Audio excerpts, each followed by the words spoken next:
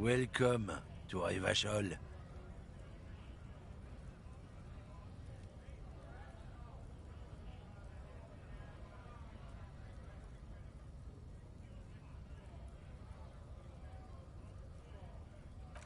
Don't you welcome to Revachol me.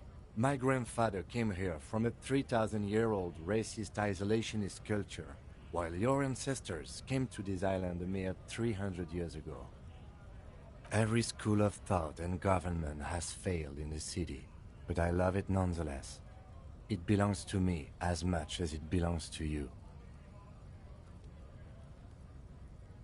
It's men like you who keep Revachol divided, making it that much harder for everyone to climb out of this post-war limbo.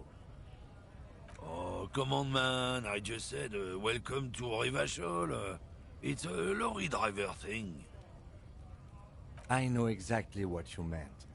You think my kind doesn't belong here, that I should watch myself and behave. But you see, I'm an officer of the RCN. It's actually my job to make sure you behave. I would advise you to remember that. Silence. The air between them becomes tense. Your partner needs backup. Now's your moment to shine.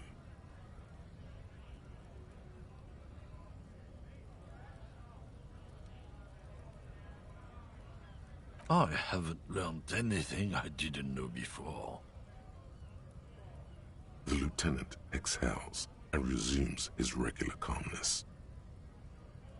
Whatever you say, officers. He smells of heavy motor oils, and his breath of high tar content cigarettes, probably Astra Whites. Oh, not much anymore. I'm here to pick up some cargo, but the dock workers are on strike, so it's a sit and wait on your ass situation. Apples? Yeah, apples? I take it you had other questions. He's given you the runaround. Let's be honest, you were bested. It's about biological determinism, natural law, the sorting of the races. Not the most popular topic nowadays, with a coalition in charge and all. You might want to change the topic. That is, bury your head under the sand like common sheep. Change the topic. The way he says it makes it almost sound like a threat.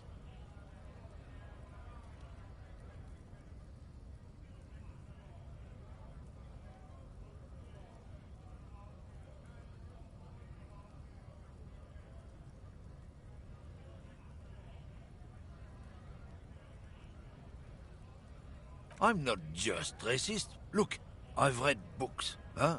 The science of racial theory has all been proved, even if some people don't want to accept it. People who've studied these things say that you and me are superior by design, so naturally, we Occidentals should be in charge. Obviously, you can see the merits in that.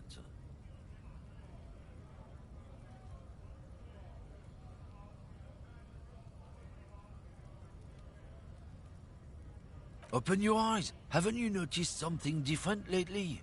An unfortunate downturn, maybe? Huh? When members of the superior race cease to believe in their innate superiority, they stop competing for resources. This concerns you, policeman, so you better be vigilant. The damn kips are showing up good lately. Same with the mosquitoes. And the other intruder species too. They're on the precipice of cultural victory.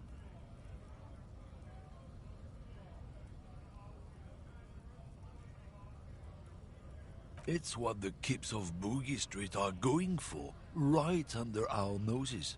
And the others too, on the radio. Heard any chansons lately? Heard any motetos or leader? No. Dominating culture is how they plan to win. They say so themselves.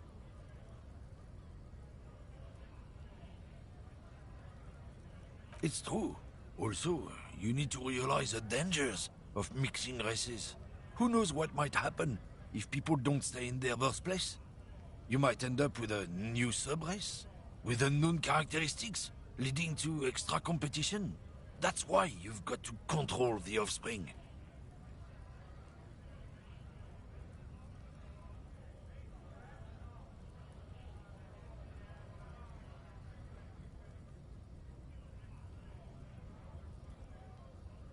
Don't push your luck, Runt.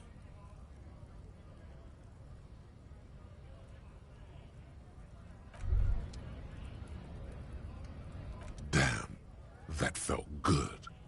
Your heart's pounding nicely. You should tell people to fuck off more often.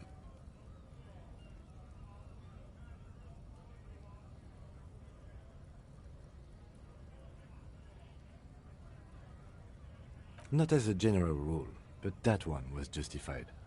Better to get the lay of the land before telling people to fuck off. That's the spirit. Never forget, the whole world's a wooden house, and you're a goddamn flamethrower.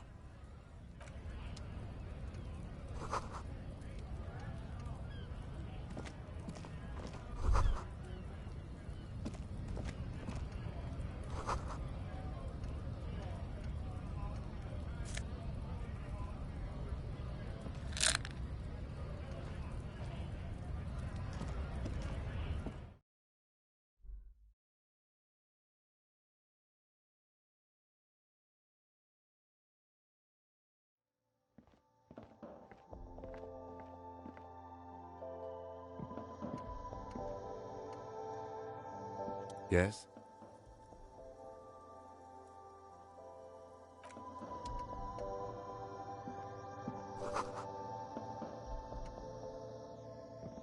You see several packaged raincoats fill a low shelf beneath a display of croissants and juice bottles. The raincoats are transparent, except for the big Fritta slogan on the back.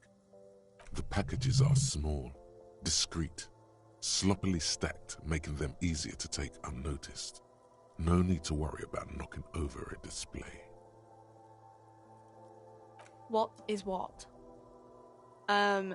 It's a raincoat. If you want to buy one, then it's only 4 real. Her attention is drawn to the raincoats. Stealing one undetected will now be more difficult.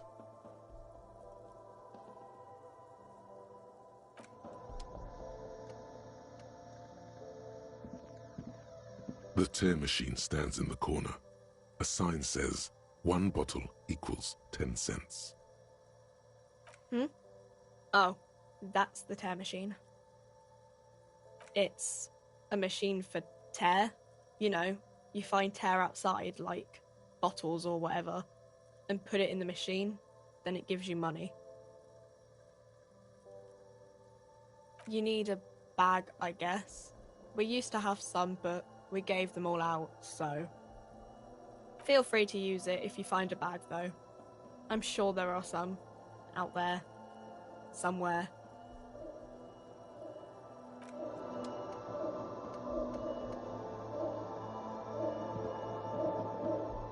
Welcome to Frit. Feel free to look around or something. Everything is out on the shelves. What's that magazine she's reading? I don't know. Frit? A 7 to 11 grocery store. I think they think that the extra tea makes it funkier. It doesn't. You mean this? This is Pop Stars. It's got, like, famous people in it. It's not for sale. Looks like it also has something called Police de la Mode, featured on page 34. This speaks to you.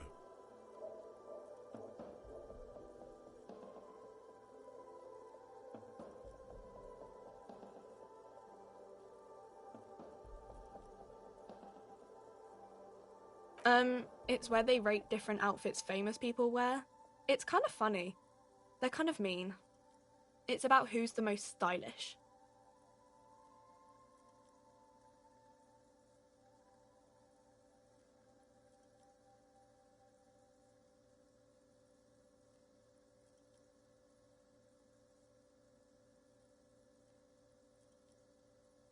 No. I don't like it. I hate it. We are not the fashion police. We're the real police.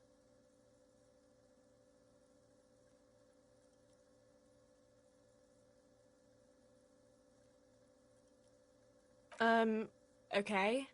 I'm not really supposed to be chatting to anyone, but... I don't really know anything. I mean, I know it's there, but I haven't seen it, so... Not really.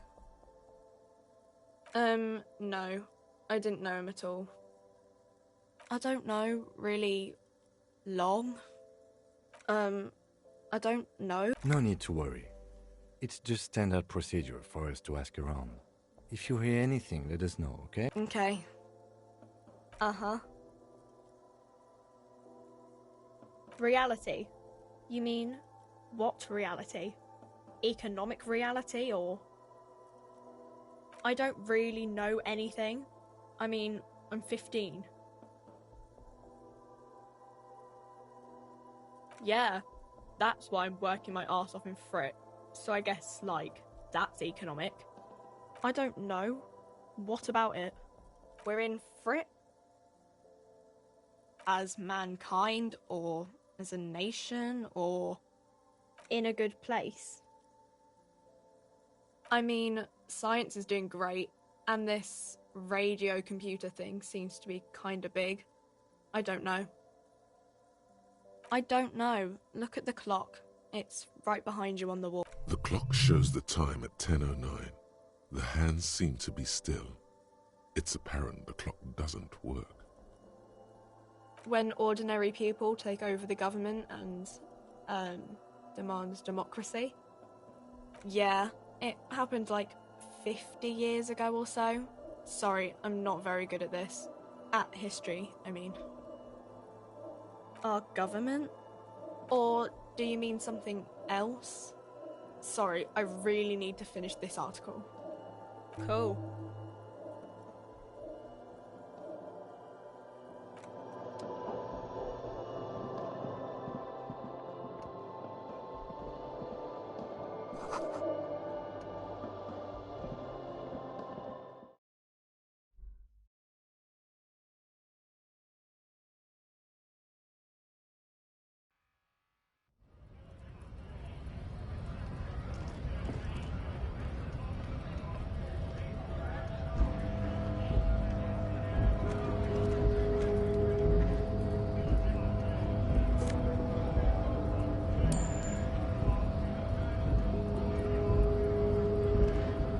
Yes?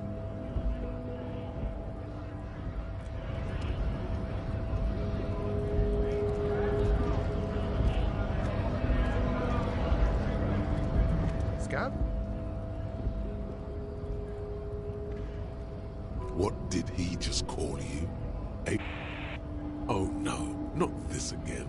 You just got away from that fucking kid.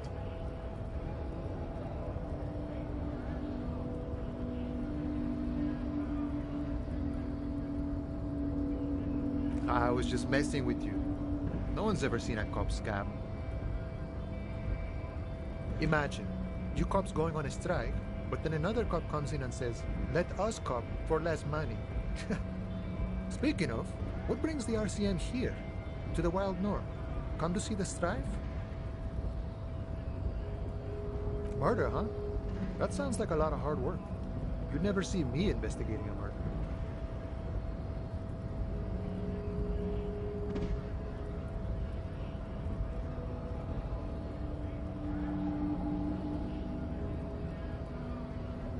Of course, Policia. It wasn't me. You can rule me out. Easier that way.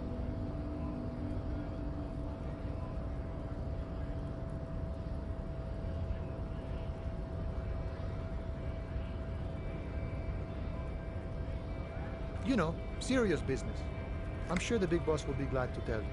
You'll have to ask him. Feels like he's hinting at something, but you're too hungover or dumb to understand right now.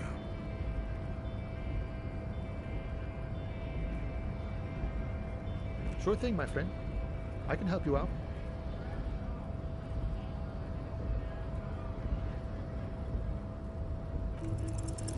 The coin lands into your hand as if it has always belonged there.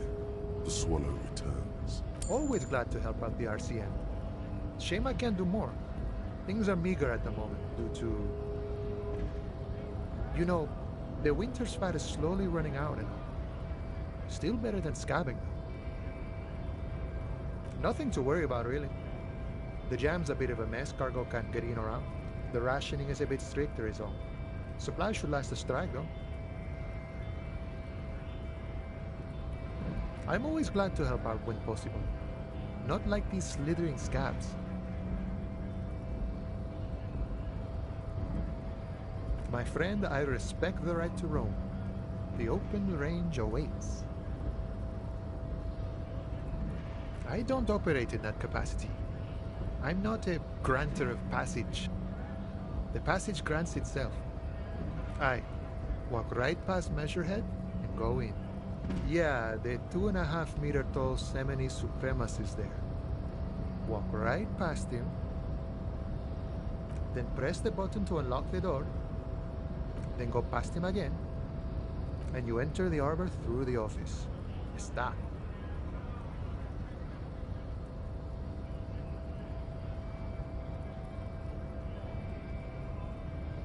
The man whispers a jaunty tune.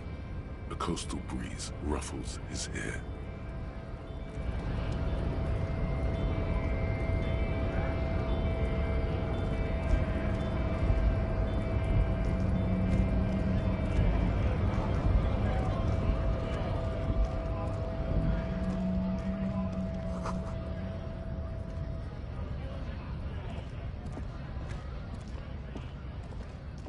A lorry stuck in the traffic jam.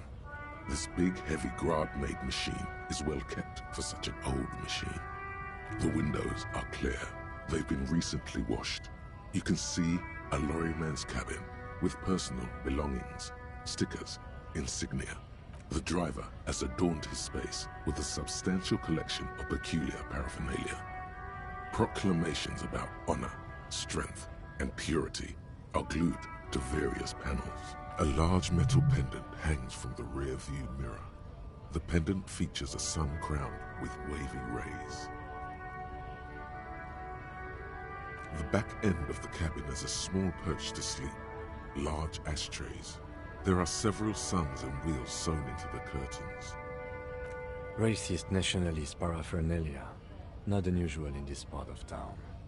This is our guy.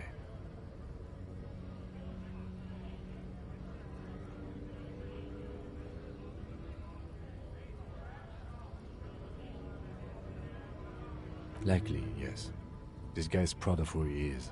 Drapes it all over his machine. He was acting tough before. This probably scared him a bit. Who knows when it will come in handy? A slightly scared, racist lorryman.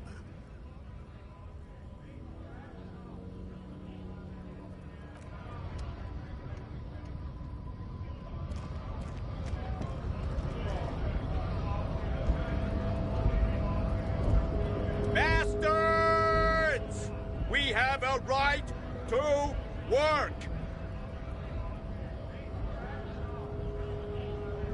Hold up and stay frosty, everyone. Cops are here. You here to fuck with us? Beat the honest worker down. Good. We're fighting for a cause here. Right to work! Right to work! Besides, we're not that different. It helps if people see us talking, cops and strikebreakers together. Shows authorities are on our side. Builds confidence.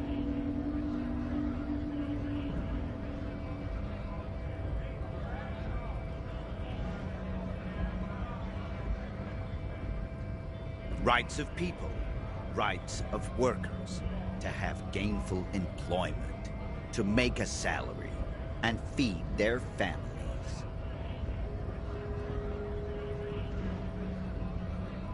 Might be time. Don't let the fat bastards tread on you. Cops tend to side with the higher-ups, but you're essentially still workers. I don't trust cops, but I can see you understand the Right to work! Right to work!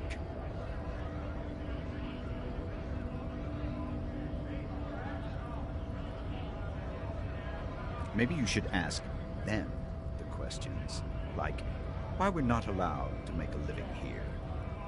Shame on you! We have families to feed, you piece of shit. So do we, Scott.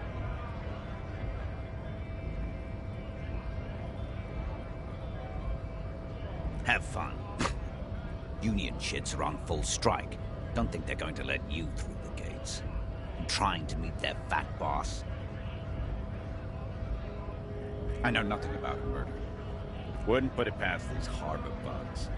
They'd do anything to stay alive. Right to work! It's shameful. Cops doing nothing. You should bring backup. Open up the gates for us. Blockading gainful employment for workers is a crime. We are not picking a side in this just yet, sir. Pity. Let us work! Honest men and women with rights to work, to be useful, not toys for corporate interests. We came here to help the harbor run smoothly in time of crisis. If union fucks don't want work, they ought to let in those who do want work. I have a question. Why do all these men follow your leadership? You think they follow because I'm big and loud? No. They follow the rules of the market, the rules of the economy, because they were given a job to do! We were promised work. We'd be in there, working, if the bastards hadn't shut the gates.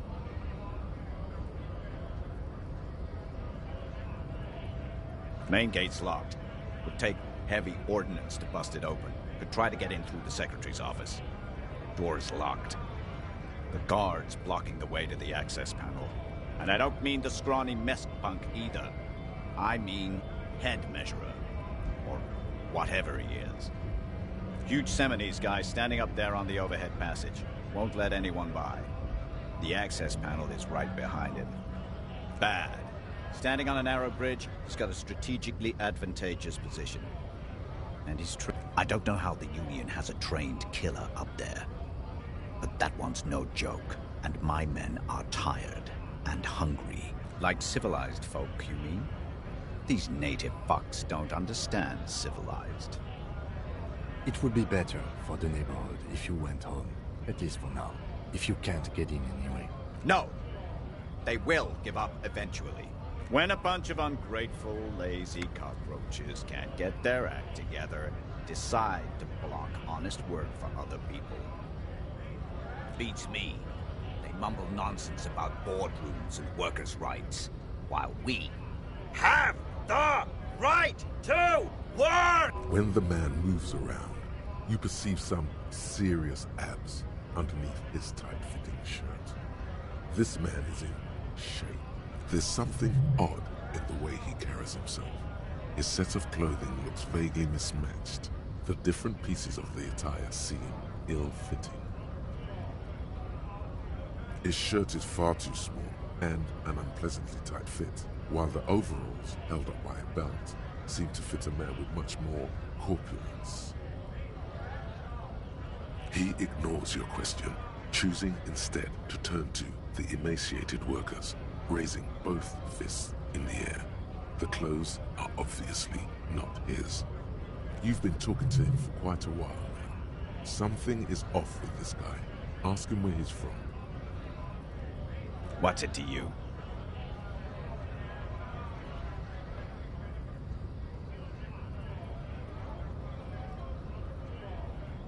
Am I a suspect? Done no crimes. I only fight for the rights of people.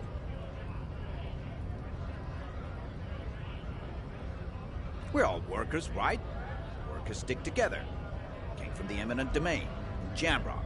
Backgrounds in odd jobs, heavy lifting, cargo hauling, bouncer work. I know the drill.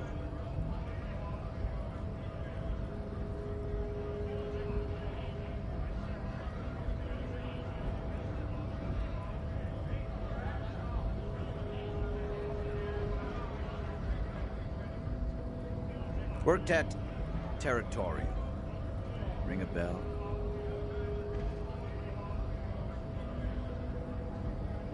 Uh-huh. It was a long time ago.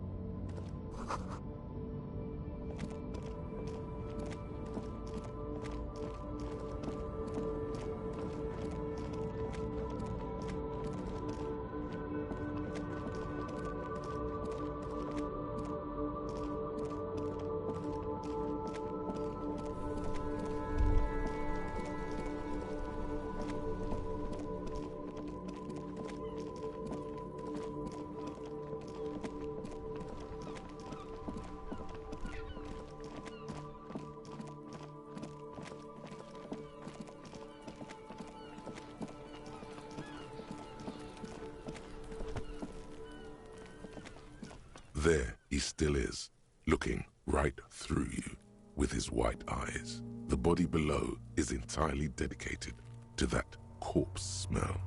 Emitting it is all it does now. Active decay. It's okay to throw up, officer. No one is judging. He's about to blow! Cop's gonna blow, Kuno!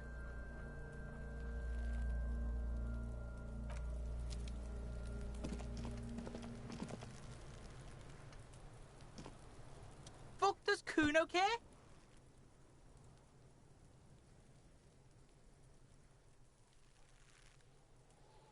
Kuno's Kuno, pig? Kuno. Primal. Violent.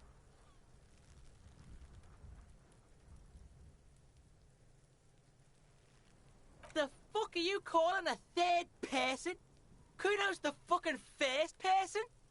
Watch out, Kuno! He's trying to fiddle you! He's gonna put his hands on you! Help! Pig's got Kuno! Help! Rape! Help! He's got the Kuno, help! Everyone can hear. You need to get the hell out of here before.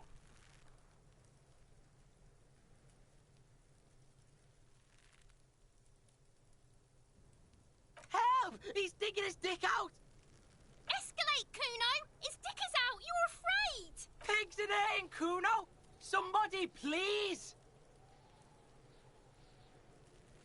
Look at his shit-eating grin. He knows there's nothing you can do to him. He's bullying you, and you are helpless. Kill him. Kill him now. He won't see death coming.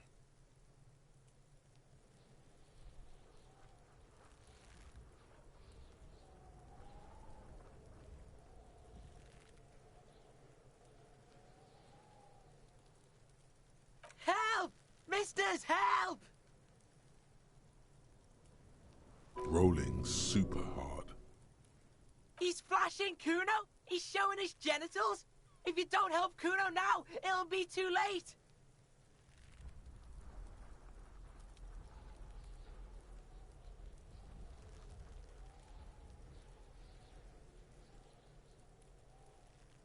Look.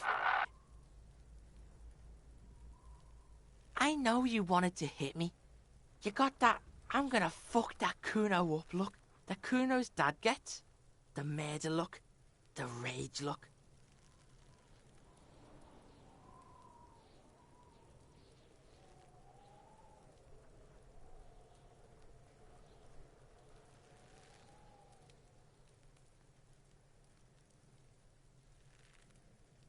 I know what you thought. I'm gonna fuck that Kuno up. I'm gonna shut that shit down. You know what? You should've, because now you're nothing. You're a joke to Kuno. Kuno laughs at you. King Kuno! Kuno turned you into his prison, bitch! You're gonna be in this shit with Kuno! No, you're not. We can just leave. Bitch, you're gonna be in this shit with Kuno forever!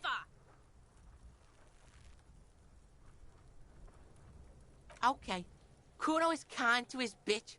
Ask your questions, but remember, this changes shit. Click, click, click, click!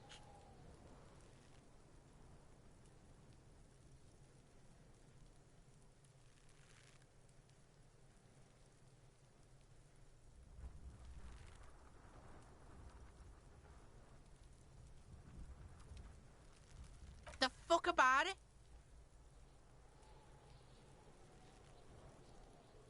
Kuno's fuck imp. Kuno uses the fuck imp for target practice. He could have just said he doesn't know. Yeah, it's fucking okay. Don't ask the pigs for permission, Kuno. Don't ask the pigs. You're testing Kuno's Get lost.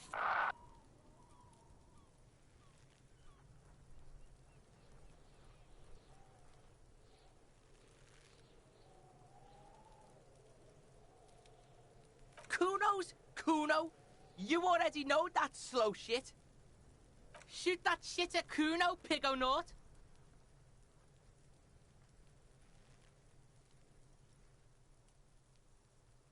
Yeah, the kingdom of Kuno. The fuck do you want with it?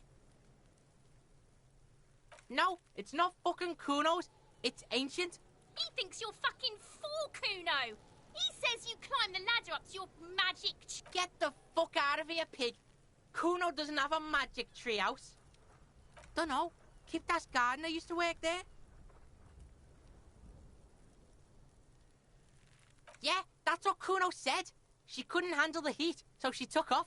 Kuno can take it. Shit's nothing to Kuno. Look it up in the library. Kuno's not a fucking dictionary. Fucking small brain.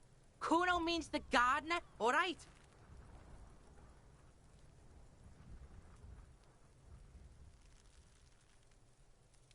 Look, Kuno doesn't explain shit. Kuno just says shit.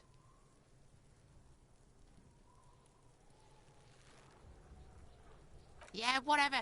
Kuno doesn't give a shit.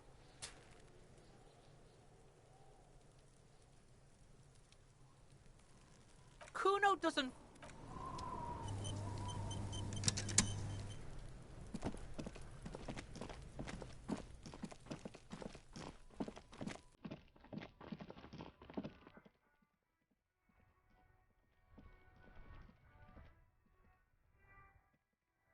I can't believe it's snowing again.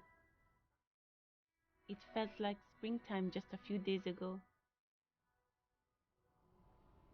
Excuse me? She's uncomfortable. Maybe you should drop this line of questioning.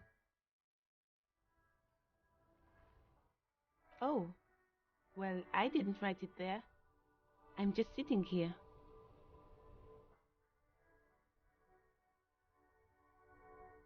Okay.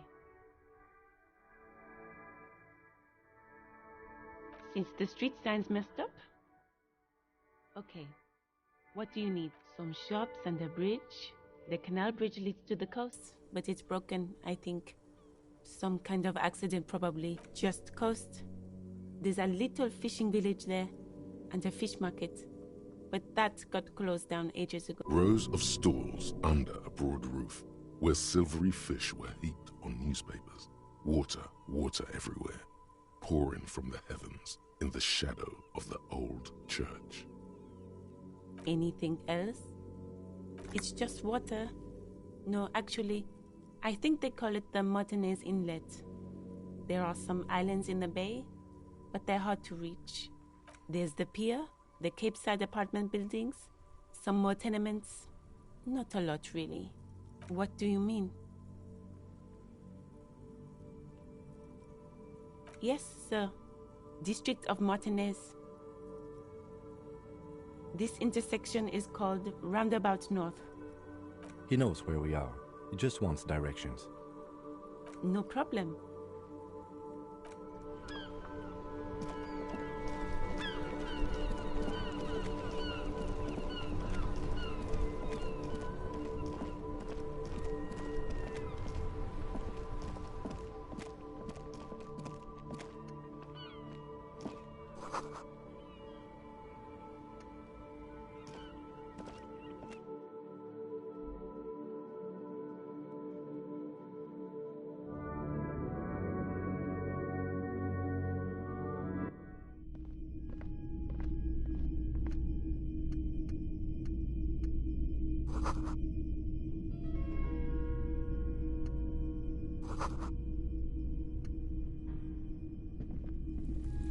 You see rows of toy soldiers guarding the rest of the trinkets displayed on the table. Some on horseback, others in rags, others yet in bright blue uniforms. All are stern and unyielding in their duty. Why? What's this? A headless man riding a horse. A headless man wearing futuristic tracksuit trousers that say found. Oh, that's the Headless Phone Rider. The Headless Phone Rider. It's an urban legend about a man who rides the streets of Revachol sporting a fawn tracksuit. As you see, he's missing his head. 50 cents. Bargain price. I'll throw in the tiny cap too. I think he's looking for it, or something. That part of the story has many interpretations. Did I mention that this figurine is supposed to be lucky? Always carry it with you.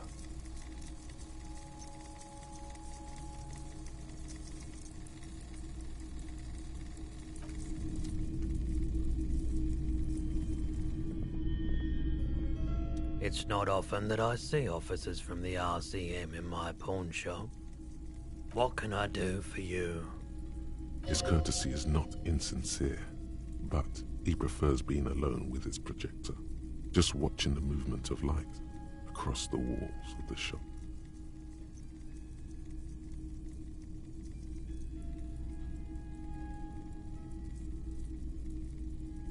Oh no, not at all.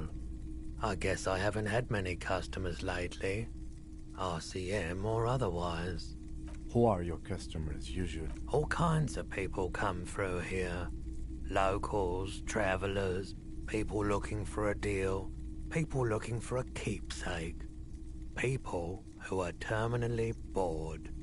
As you can see, I have a wide selection of goods for everyone to choose from.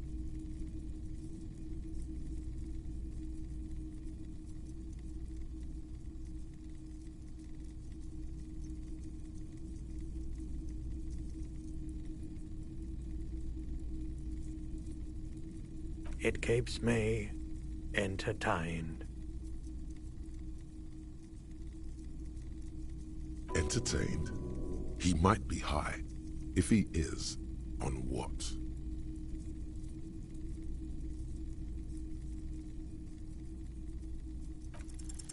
Feeling warm and enthralled by the movement of light, while the mind continues to race forward. Lucky bastard, he's probably on Parolidon. It's tough to come by on the street. A drug developed by the military to treat and prevent radiation sickness. It has psychedelic side effects, and it makes your eyes turn yellow.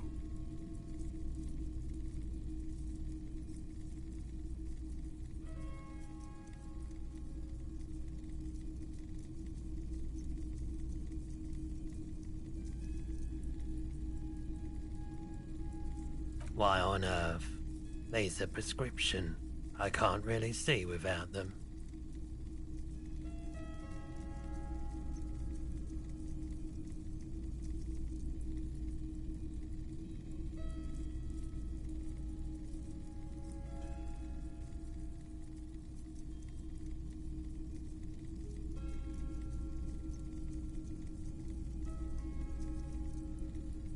I've had to take it.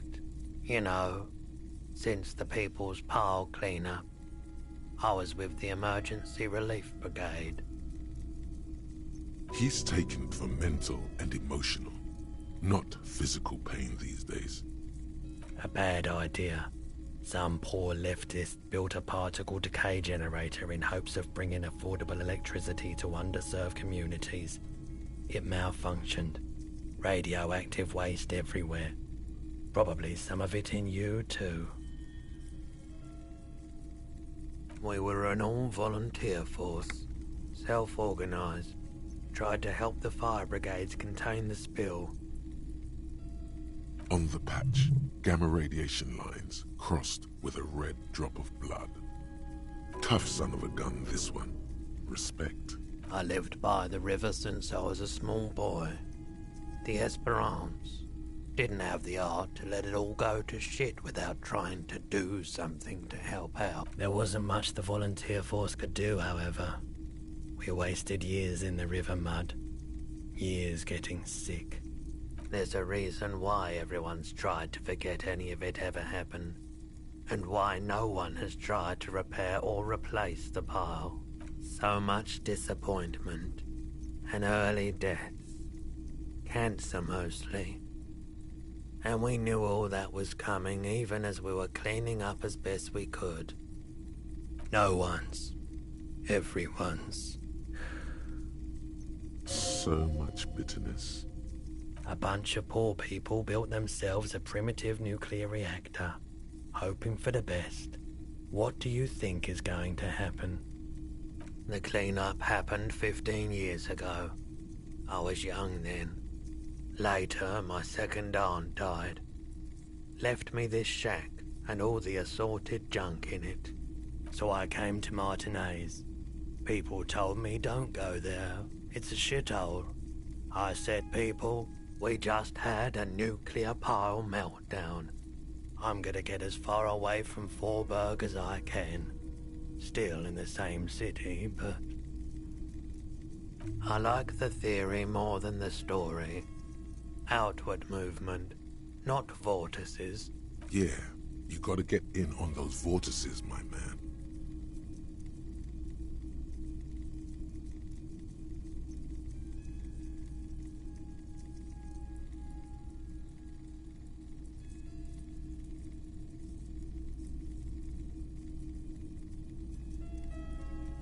Someone else came here earlier today asking the same question.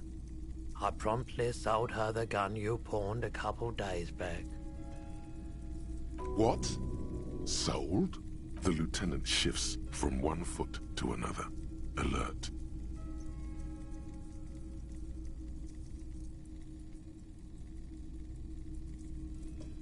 She didn't seem like a policeman, although she kept referring to herself as a pig, which was odd. I found her interest in the gun a bit obsessive, but I was just happy to get rid of it. And, truth be told, she was terrifying. Right, so let me get this right. You sold your sidearm, issued by the citizens' militia, and now a civilian is running around the streets of Martinez with it?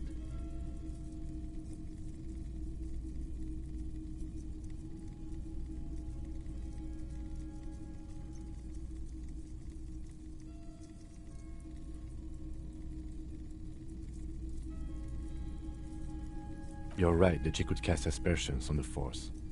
We have to find out.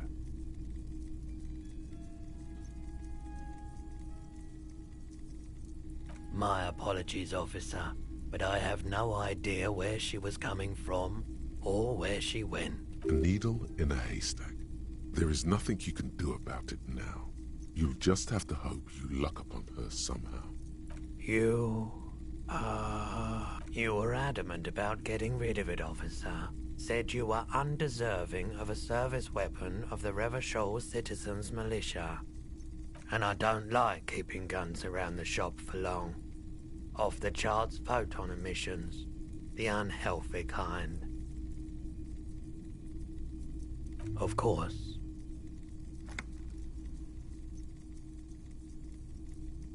Let me have a look.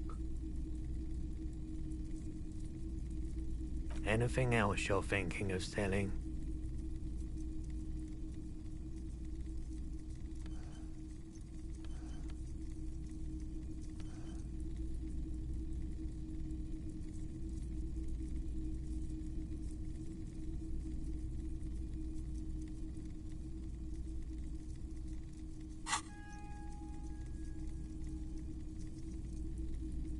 Another time, perhaps.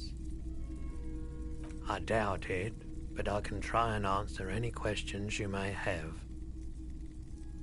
I do my best to keep my distance from all manner of butchery. Bad for business, bad for everyone. No one likes to see what you have to see every day. pawnbroker's gaze is already fixed on the dancing colors.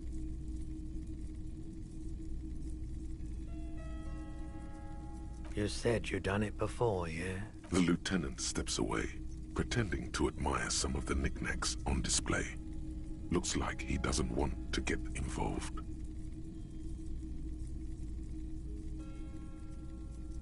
Here you go, man. Yes, darling. That's the coalition government ordained Parolidon.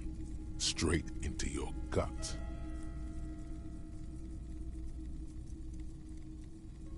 I respect your decision, officer. What else can I help you with? Sure thing. Sure, man.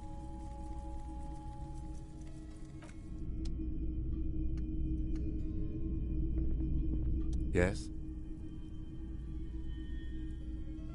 What do you want to know? Good.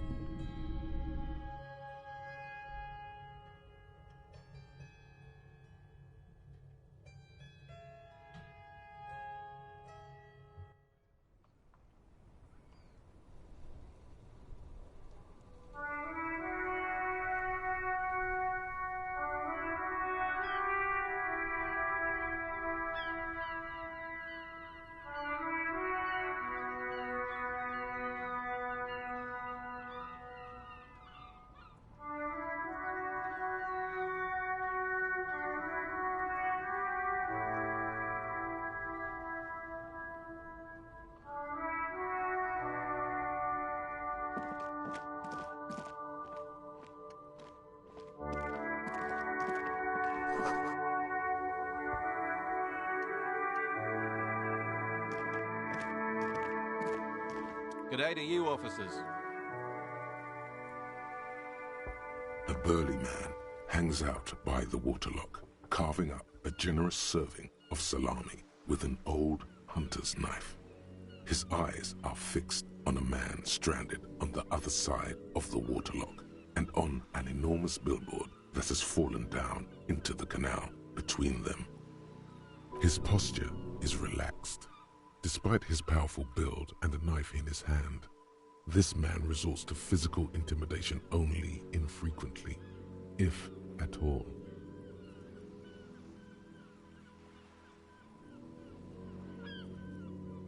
I wasn't here to witness it, but those look like tire tracks on that sign. Weird, huh? Then again, plenty of daredevil drivers in Revachol. Too bad it also takes a year and a day to repair anything around here. Especially a waterlock. The rest of the coast is closed off till then.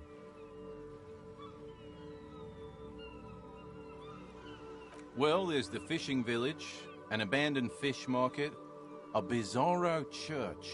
Not much use to the congregation, though. There always seems to be something wrong with it.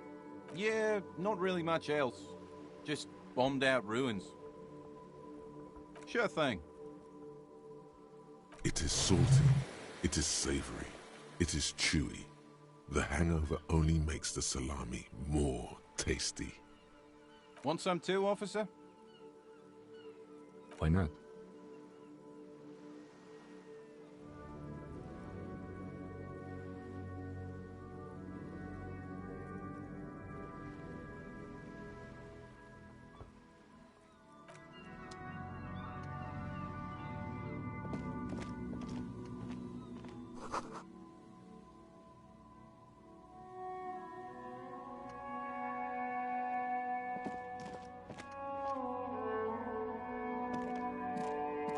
A crumpled billboard reading, Samaran butter soaks in the canal. Two ugly lines mar the bright countenance of the blonde boy depicted. The sign billboard has fallen on the waterlock, keeping it open, and thus out of order. Whatever it is, the boy on the billboard seems very happy about it.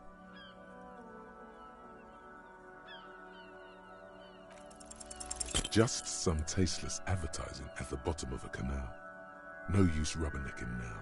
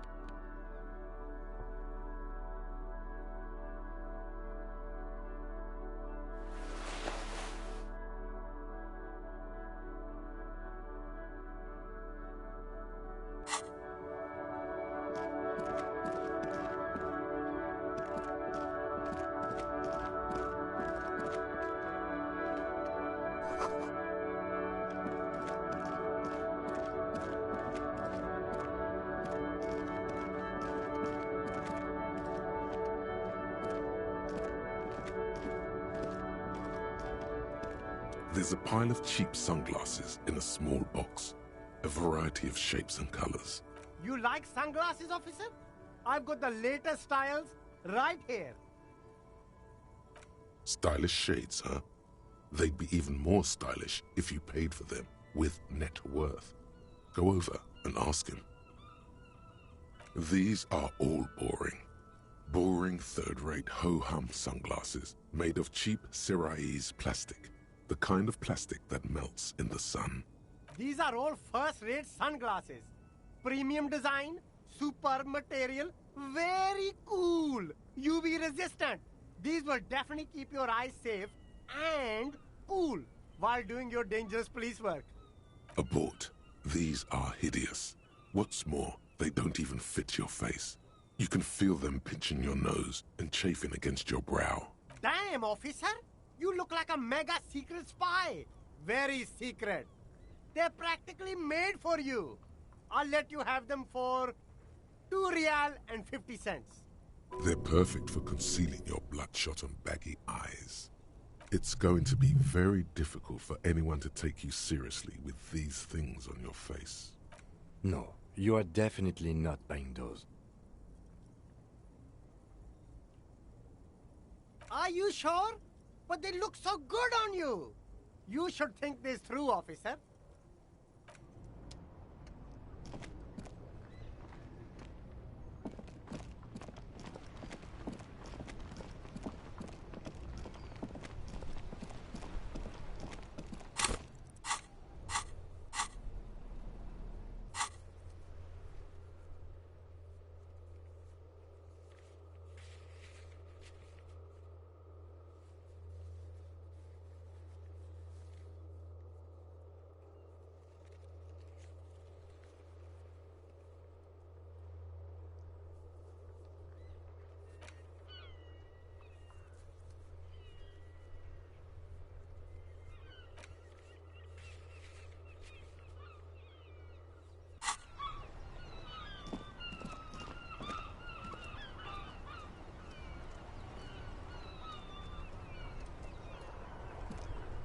Inside, you see a set of steering levers, a radio microphone, a pull-out toolbox, and... This is Precinct 57. How may I assist you? It will take just a moment, officer. Her voices fade out into the familiar radio static. Gottlieb, what do you want? He's carelessly chewing on a piece of hard candy. Oh, it's you. Yes, there's no end to the misfortunes fate has seen fit to rain upon me. Who? You are? You lost your human visage a while back. Now let's get on with it. I've got more important things to do.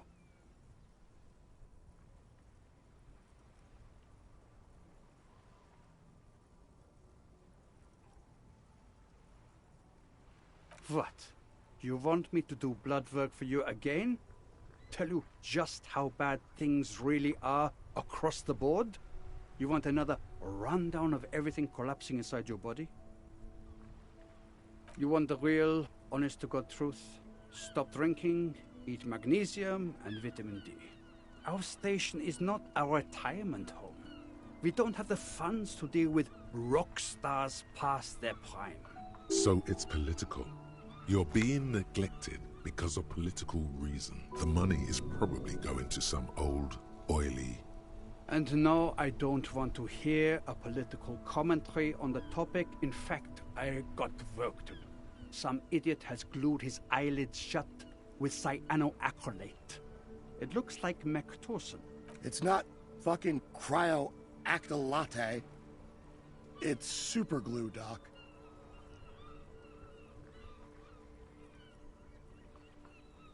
With all the damage you've been dealing yourself with drugs and alcohol, I'm not surprised. What else? I'm not a and you survived it. Congratulations. Are you mobile? Sort of. But by God, does it burn in your chest. Even better. Anything else? I wouldn't worry about that. Officers your age have coronary trouble all the time. Also, death is a natural part of life. Anything else I can help you with, officer? 57th over. In the cabin, you see a set of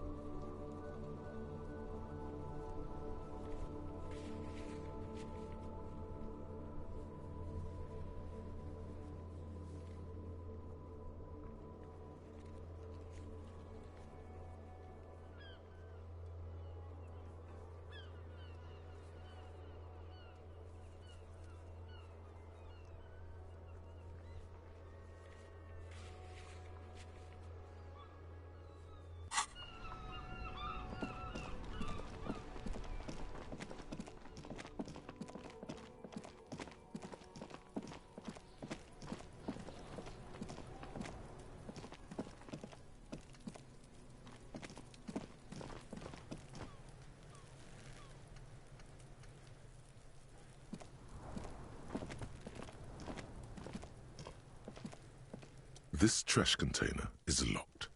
The sliding lid has a padlock that says, whirling in rags. Just a trash container. There is... Your fingers start to itch just looking at that padlock. We could try using a pry bar, the one you took from my motor carriage, or... Did someone say pry bar? Really? Your muscles are down with either one. Or we could ask for a key from the manager of the Whirling in Rags. He probably has one. Ask the manager? Bullshit. Go straight for the pry bar and pry this baby wide open.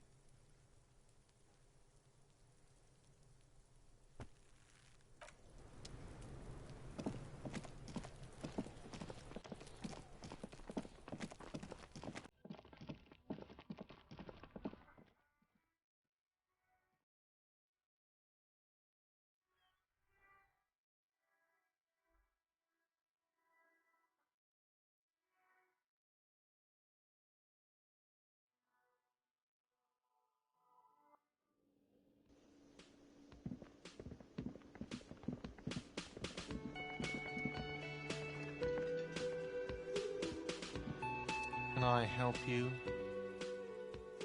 Mine? No, it belongs to the Whirling in Rags. Thank you for clearing that up. Why do you keep the container locked?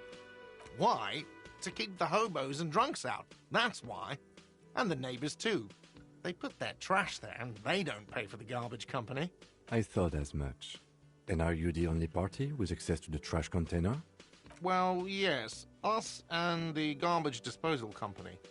It seems a little callous, doesn't it? Something stirs in you.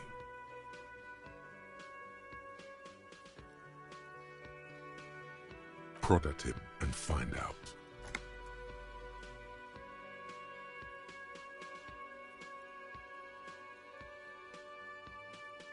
What do you need them for? It concerns the case. Please cooperate. Just bring them back once you're done, please.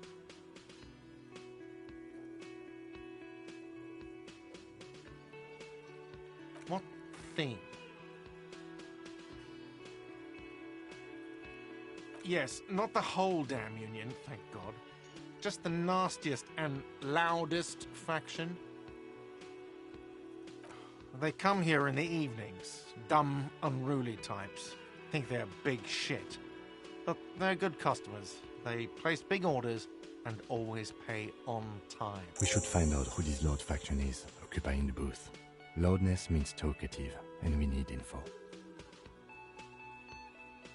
We don't. We have to wait. They'll show up sooner or later. Men get hungry, even striking men. If not today, then they'll be here tomorrow. What? By the way, you should come back to this thing-based questionnaire if you see anything interesting in the whirling later.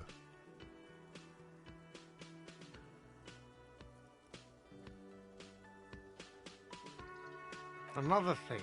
Great. I love those. Yes. Yes. Have you got it? A lot. For the room and broken window, 100 real. Like what?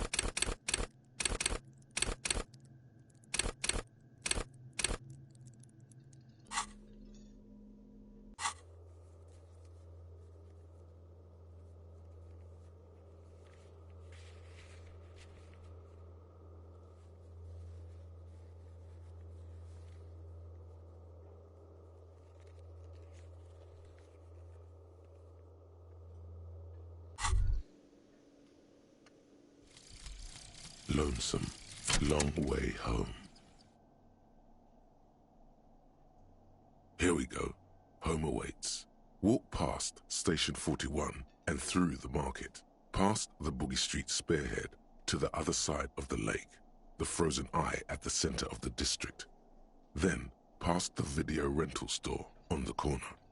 There, at the end of a street lined with pine trees, a small house no larger than a matchbox, 11 Voyager Road. You no longer live there. Those times are gone. And so are those people. Why did you come here? Why are you still here? And where's the dealer? You have to get back to work. That's all you have now.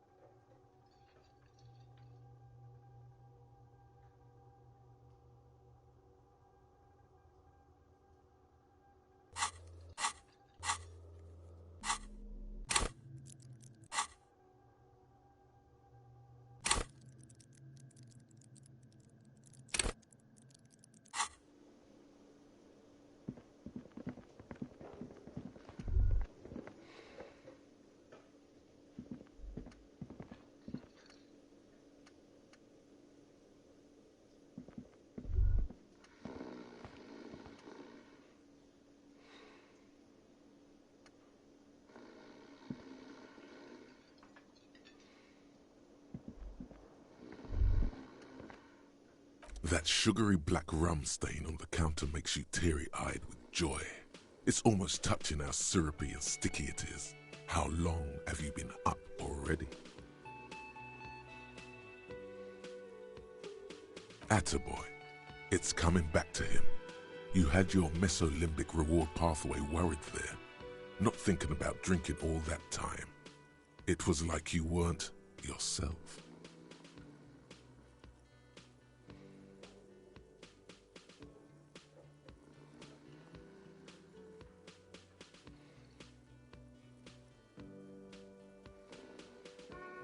Maybe you haven't turned out well for your drinking. Have you thought about that? Get a goddamn rum and lemonade to yourself, boy. Or better yet, lick that stain off the counter. What happened, man? You used to be cool. Go get your boring normal person drink then. Get your drink on and your act together.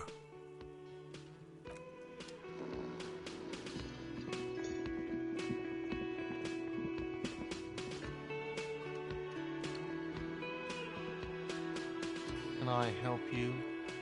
Do I have a shaker in my hand? Is this a shaker? Am I wearing a little bow tie? Am I wearing a bow tie and doing this? Am I smiling? Do you see me smiling and shaking my little shaker? No. Do you know why? That's right, I'm the cafeteria manager. What you want is a goddamn drink. How is that so hard to understand?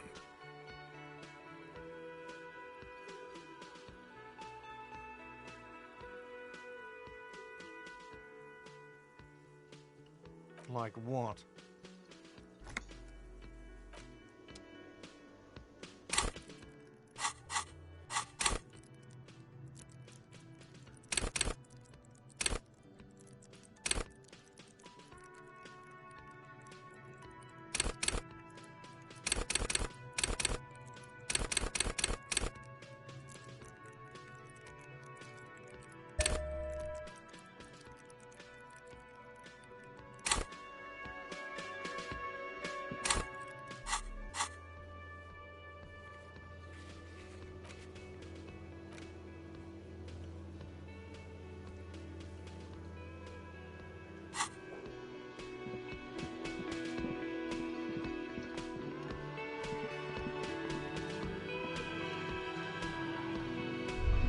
A thin man is smoking below an exhaust hood, occasionally sipping from his mug. This must be the Whirling's cook. As you step in, he nods toward the table and says something in a completely foreign language. The only words you can make out are Garancy and Kubek. It must be his name.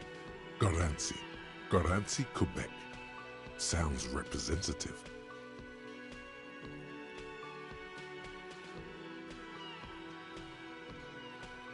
The man puts his cup down and replies something, his left hand drawing arcs in the air. He smiles and bangs his ladle against each of his pots in turn.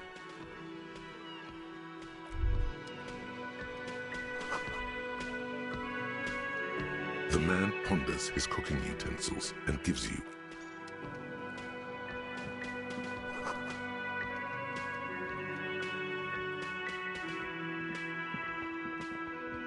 You see a heavy steel door with a prominent dimple lock.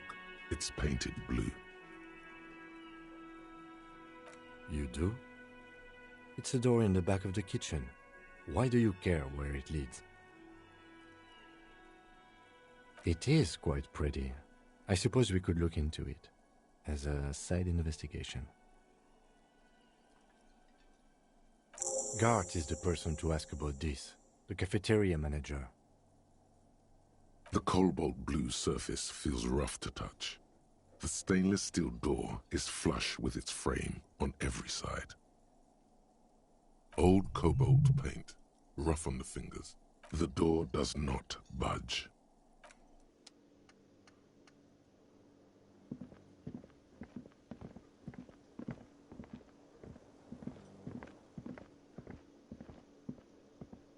Can I help you?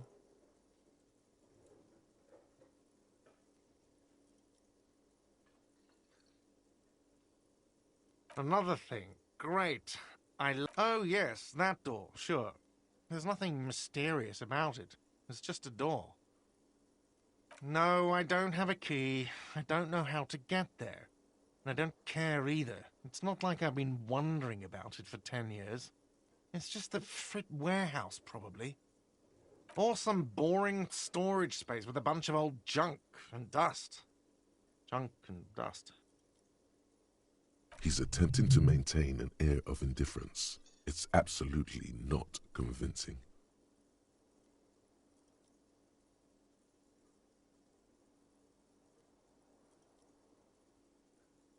He looks at the dust on his finger and wipes it off.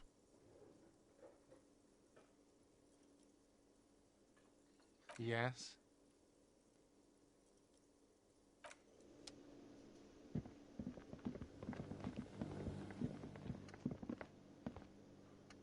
You see a heavy steel door. The door does not budge.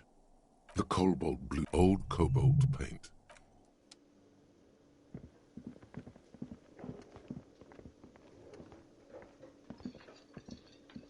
Can I help you? Another thing. Great. Oh, yes, that door. No, I don't have a key. Or some boring storage. He's attempting to maintain an... Fine, okay. A little. But my job doesn't leave me time for wondering about one locked door in one of the cafeterias I manage.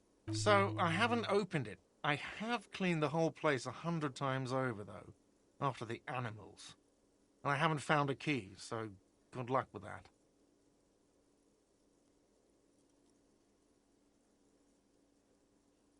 Yes?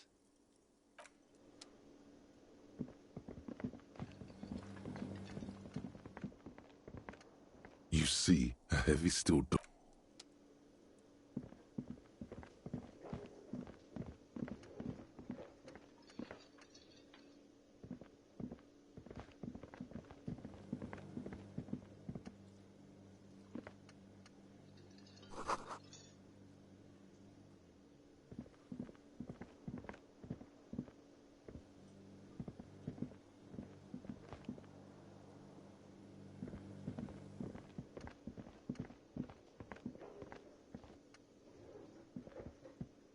Hello again, sweetie.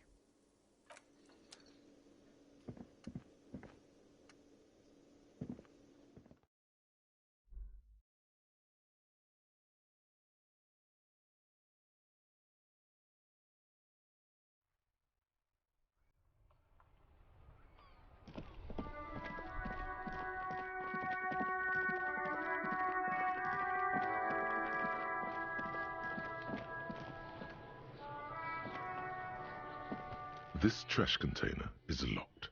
The sliding lid has a padlock that says, "Whirling in rags."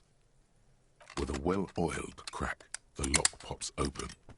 It should now be possible to simply raise the lid. Don't. Maybe you shouldn't. The smell of rotten food rises to greet you.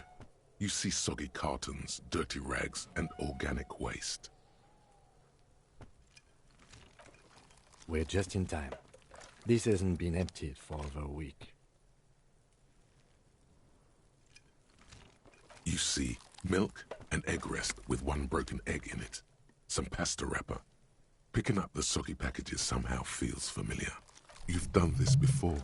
The movements are recorded in your elbows, the methodology in your fingers. You're used to this. No, searching for evidence in the trash. A box falls into pieces in your hands. Batiste Soleil cereal. There are plastic pasta packages below, and turbo noodles. Nothing of note, however. You see milk, and you've done this before. A box falls into pieces. Among the threadbare kitchen towels, something catches your eye. A pair of denim. As the legs of the slime-covered jeans begin to unspool from the garbage, a rank corpse smell fills the air. The victim's clothes? Cadaverine odor is faint. If these belong to the deceased, they were removed when he was still in the early stages of decay. Drop them in here, officer. Guitar-marked blue jeans. Pockets empty or emptied. He wore them with a belt, too, a white belt. The loops appear stretched, but the belt is missing. That's it. Do you see anything else in there? Something slimy catches your eye. A drab, long-sleeved shirt, olive-colored, appears from the food waste, dripping with pus. This is a military-type overgarment. No label or serial number. This is the kind of rib-knit shirt that's worn over light armor to conceal it in an urban scenario. The rest of the rags are just kitchen variety waste. A yellow old mug that catches your eye. But other than that... All right. We should go to Gart again and ask if he knows who put the clothes in the trash. It could be as simple as someone from the hostel cleaning the yard. Or that one. I'd advise against confronting that force.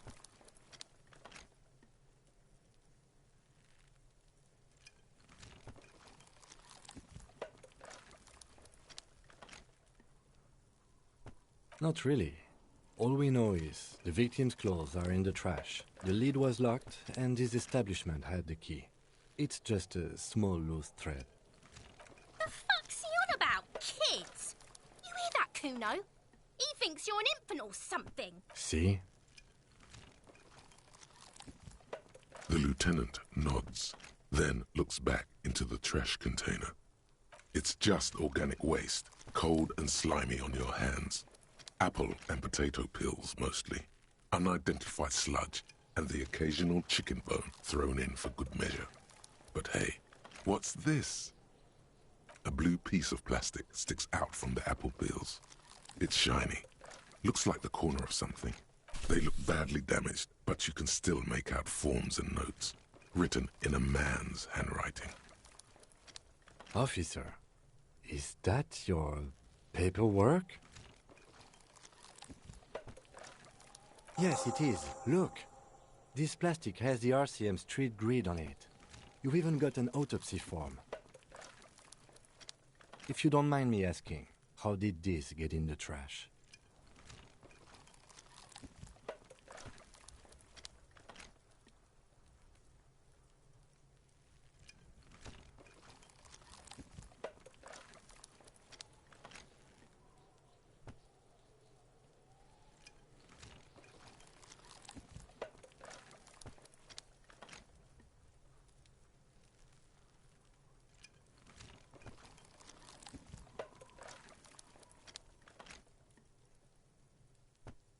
Well,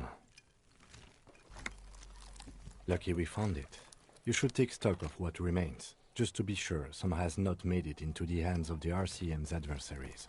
Organized crime and the like. There might have been police. It would also not hurt to start taking notes on the case. Now, tell me what your eagle eyes see. Or are we finished? You pick out a broken mug with an oddly racist depiction of the yellow man frolicking in saffron, only in its social sensibility. Mm-hmm. The container sounds a muffled gong. That's one thing off the list. I think we got it all. Hey, so we've been monitoring you internally, and now we know your Copo type. Yes, guess what's yours?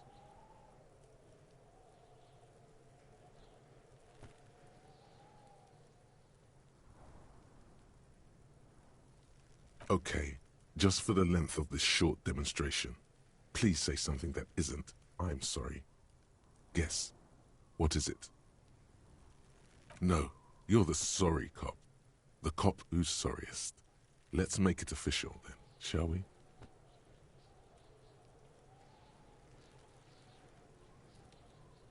Oh, you know, Apocalypse, Superstellar, the advanced interesting cop, Liquid Shadow cop. But you're too sorry to say those things. So, here we go.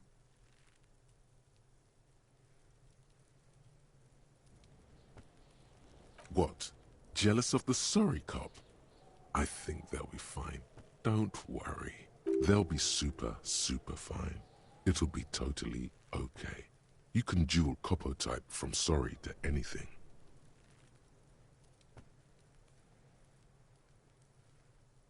No, you don't. Come on. You'll be back to saying sorry in 2 minutes. Stop wasting time and begin the repentance.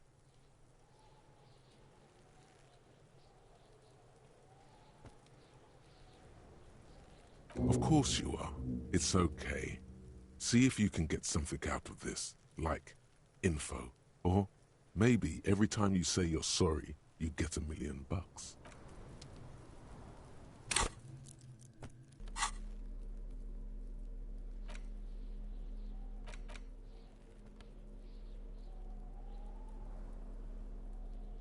It's just a racist mug. What's there to read here? Not much. Oh boy, here we go. What are you going to say about a broken, tossed-away mug that you dug out of the garbage?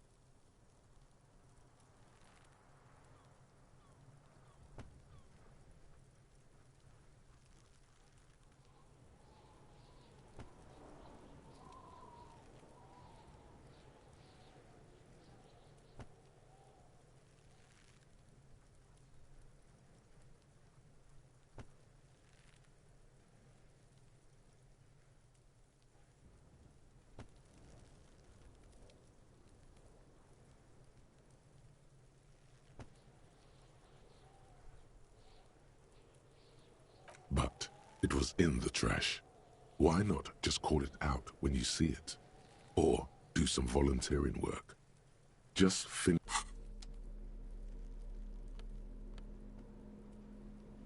It's the ledger you found in the trash. A pitiful cabbage of white and yellow papers hanging from plastic board, barely held together by a metal clip. This sad display is made complete by the faint smell of urinal cleaner. There's a piece of toilet paper, or is it cleaning tissue? No, it's toilet paper, desperately sticking to the back of the blue plastic clipboard. It's a metaphor for you. They're not exactly white. They're yellowed in patches by sunlight and alcohol, and covered in dense blue handwriting. Ink escapes into watercolor patterns, reaching its tendrils across entire pages. The paper itself is checkered, with faint red lines forming short paragraphs. Once in a while, there's a red stamp that exclaims, "Case files commit to paper." The case files themselves are plenty. You count more than 100 sodden, crumpled up, earmarked pages falling apart in your hands. They appear to be sufficiently organized and extremely dense, if mostly illegible. Work, strife, poverty, the Jamrock Quarter, These are handwritten logs of investigations dating back to January 51, this year. The exact number is hard to estimate, due to missing pages and an odd naming convention. But there are at least 20, maybe 30 cases, undertaken, not completed, mind you. What do you mean? Is that all?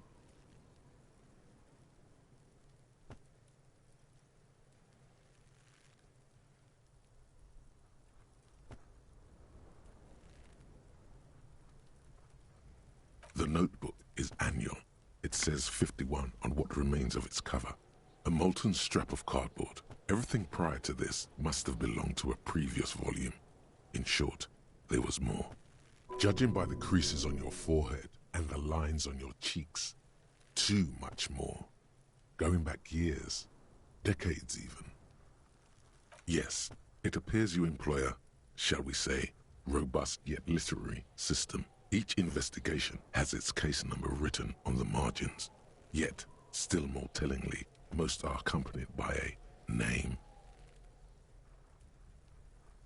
Yes, all caps. One is called The Next World Mural. Another, The Square Bullet Hole Murders. Another yet, The Unsolvable Case. Others appear more light-hearted. The guys on a couch in an unexpected location, and the murder at the hookah parlor. Even the rare article-free collapsing tenement. Murder features prominently throughout. You like this grimy murdering, don't you? Wish there was one in there about a drug den. You love those. Gets the blood pumping. It's going to take an effort to piece these case files together, but it can be done. Once you're done inspecting them up close. You mean the alphanumeric? Officer, precinct, time of arrival at the scene? Oh, you mean the titular? Yes, well, so do I. In our defense, almost everyone in the RCM does. It's a holdover from the early days of the RCM, right after the revolution, when the organization had little idea how to do things. It persists in an unofficial capacity. Officers use these titles to refer to their work among themselves. Again, in your defense, I seem to have named one the man with the hole in his head. That was a real person. His death was real. Still, I named it that, to amuse myself. I pray his loved ones never find out. Rail spiked through the head. He died. It was a workplace accident. There is, for precisely one more. 15 pages near the end remain untouched by the damage. The checkered grid forms a structure of passages, breaking the case into subtasks to accomplish. The ledger only comes with an old, worn-down lead pencil. It will do, barely. But the lieutenant looks at his blue notebook. 2 fat, shiny pens hang from the binder, like large-caliber bullets. He is not really saying anything, just standing there, looking at them. Know that I give this to you with resentment. The tasks you've completed flow out of the blue oblong pen in a brash freehand, uncannily similar to the rest of the letters. The wording comes easily. It's almost robotically simple. A language developed for mental rigor and simplicity. Inspect the victim's body. Interview the cafeteria manager. A satisfying slash sounds across the paper. You're done, it seems to say. And you, and you. And a fuck you to you too. That last one cuts a slash right through the paper. Things to be done and things already done. The composition of reality. This is an extremely useful tool for a detective of the citizens' militia. Now all that remains is to name the case. No, actually. Any ideas?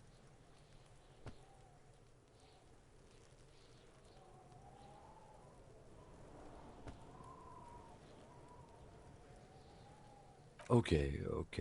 It's a good name, but it has one problem. This case has nothing to do with the setting sun. At all. It has nothing to do with that. Something more concrete, perhaps? Do you have something concrete? Great. That's great. That's actually what I was thinking too. The Hanged Man. Good, strong name. We have a very good name for the case now. I'm going to start calling it the Hanged Man. It's good we sorted this out. You don't exactly close them, so much as distance yourself from the smelly papers. They're a little further from your nose now. It's proving to be harder than expected. You just don't have the intellectual rigor. It's just toilet paper sticking to the back of the plastic clipboard. Still wet, the toilet paper peels off the plastic easily. All you have to do is shake it off with your finger and voila! The ledger now looks marginally better. An aluminium block runs the width of the board, biting down on the paperwork. Its crocodile teeth are the only thing keeping the papers together. A regular pencil, the tip worn down to nothing, has been attached to the clip. The surface is interrupted by a silvery sticker. It's rectangular, sparkling with iridescence. You don't know how you didn't notice it before. Looks like an official mark, made to be low visibility outside the right circumstances. What? That thing. It's a halogen watermark. We use it for adding information to RCM property.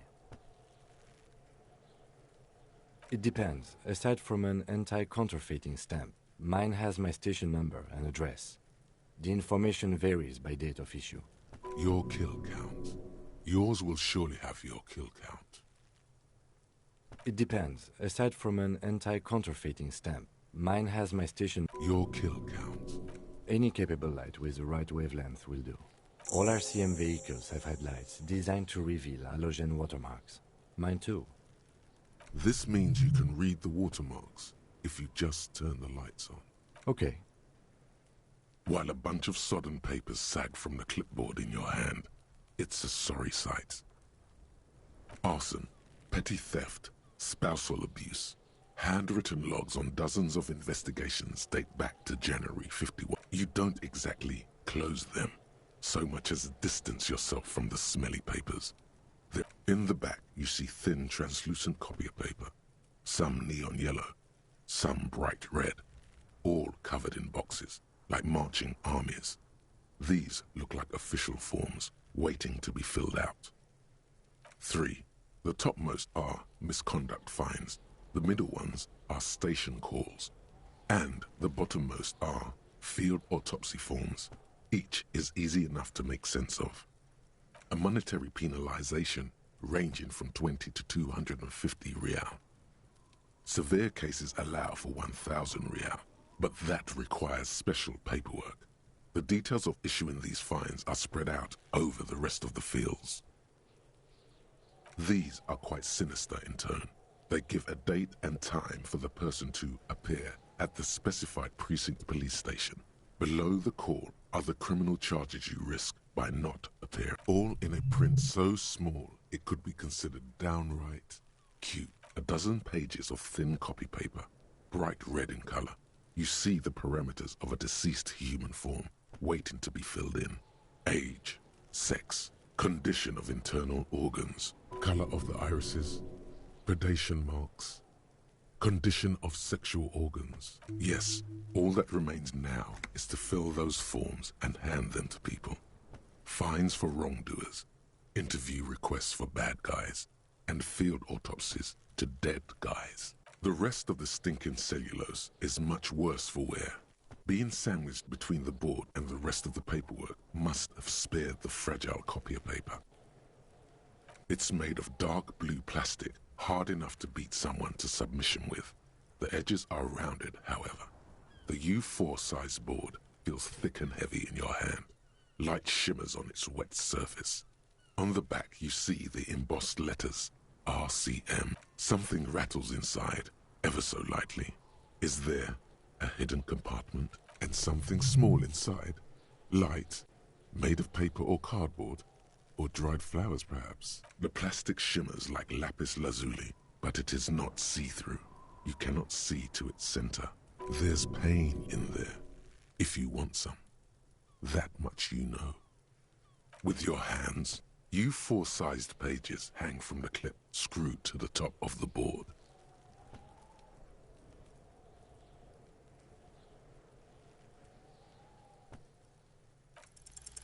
Is not what you end up doing. A hot flash of rage comes over you.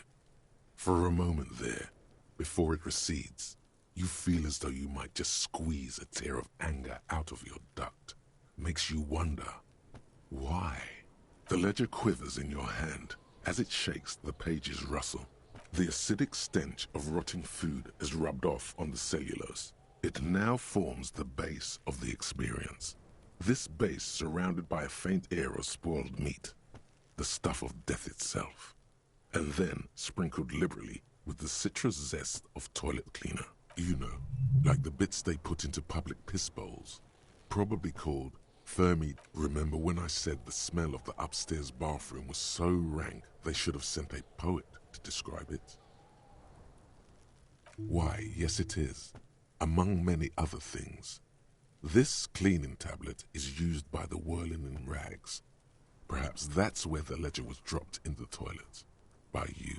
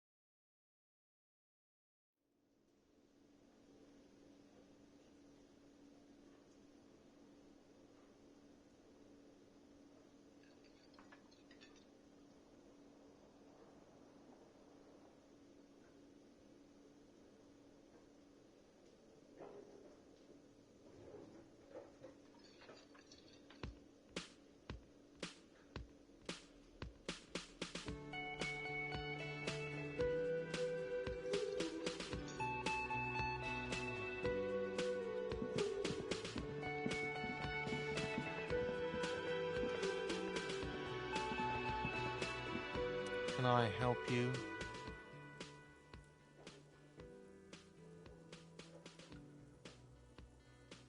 Thanks. I hope you found what you were looking for. How strange. I certainly didn't put them there.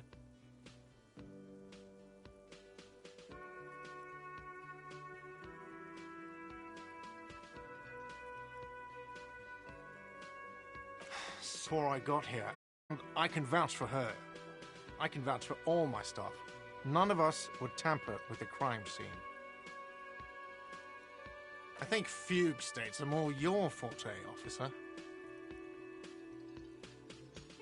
The trash collection service, CS Municipal. I don't see why they would put anything in the trash, though. Ah, the elusive CS Municipal. I doubt we'll be able to track down who was sent here last and when. This will have to be one of those little threads that solves itself down the road.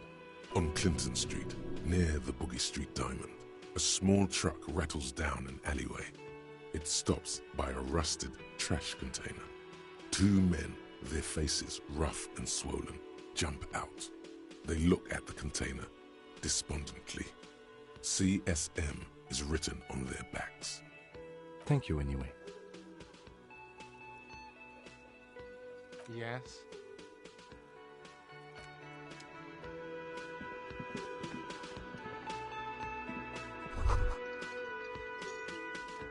You should totally sing karaoke here, the first chance you get. Your emotions need to be expressed. People need to know your vast, oceanic soul.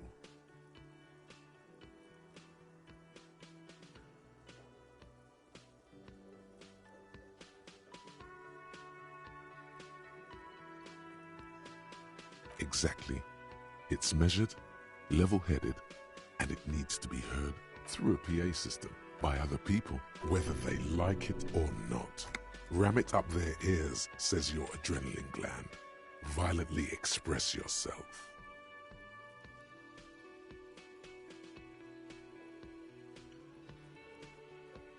You should sing the sad small church song from that tape you found.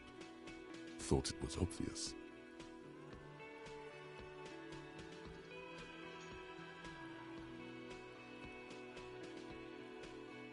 No, don't sing the happy song. It's stupid. Sing the sad song. It's profound. You would need another copy of the tape first, though. The one upstairs is destroyed.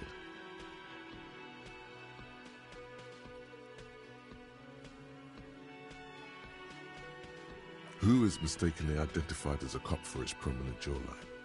Yes, sounds likely. You should probably go on stage and pose for a moment when you're done with this thought.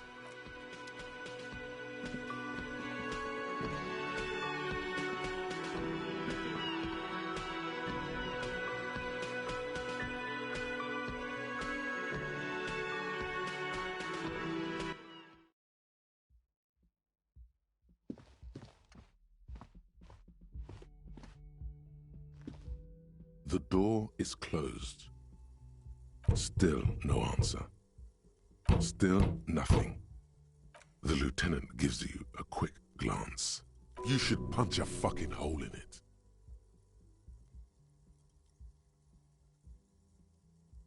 The murmur in your ears recedes slowly. Your breathing normalizes.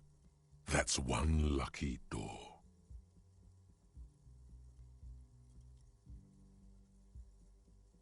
This door can only be opened with a... As you hold the metal, you sense the warmth left there by her hand. Still, no. The lieutenant, you should punch a fucking hole in it.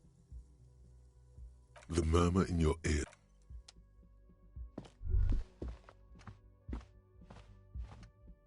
You should pick that fat, juicy cigarette butt from the tray, light it up, and smoke the living shit out of it. Who knows what you are? A monster, a murderer, the gnome of Jeroma? You feel like a smoker, especially when you look at that juicy, succulent, seductive cigarette stub, still smoldering deliciously. How very astute of you. This renders it ineffectual. You should look for a whole cigarette, or better yet, an entire pack. Strike that, a carton. Make sure they're all healthy and able-bodied, then smoke them all.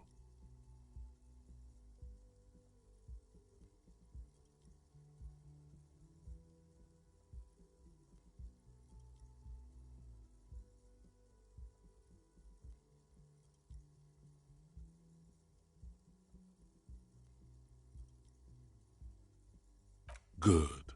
Thinking about yummy cigarettes in your mouth is the next best thing. Make sure you think about juicy sticks of tobacco all the time, though. It doesn't count if it's not all the time.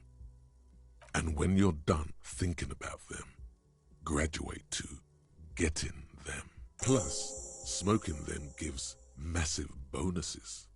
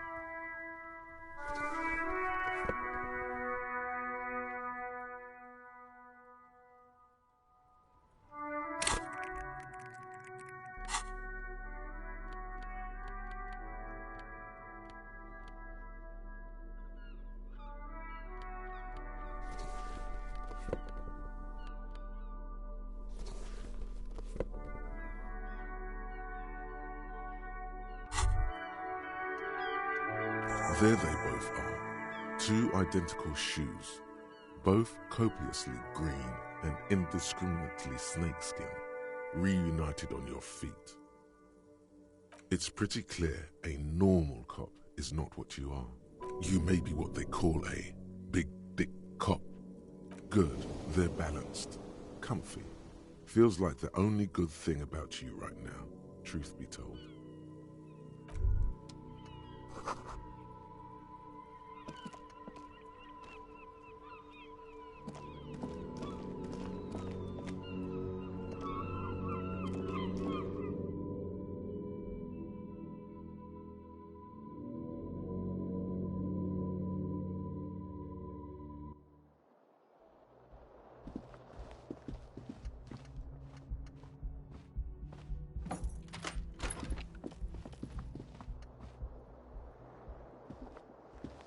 The bed is cold and not particularly inviting.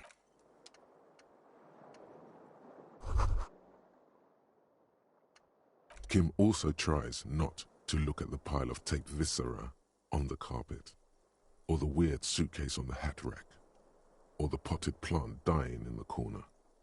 But it's all just too morbid to ignore. The man is finding it hard not to trip on the tape, and not to send any of the bottles rolling across the floor, where unidentifiable sludge makes it hard for him to breathe. Smells of vomit in here.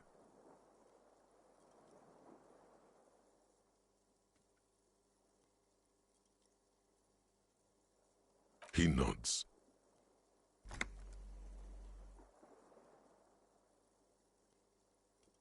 He takes a step toward the door, like he'd like to leave.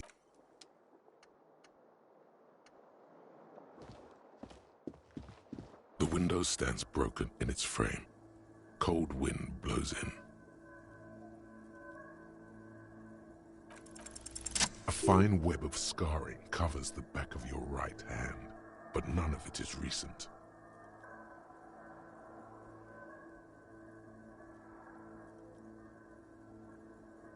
More likely a projectile than a held object. There are no fragments on the floor from pulling a tool back in after impact. Something you've done before, It is too large for a bullet, yet too small for a piece of furniture. You're looking for something heavy and larger than your fist. The shoe you found on the balcony fits the hold almost as well as your foot. It would have also been heavy enough if thrown with force. Congratulations, you smashed the window with your own shoe.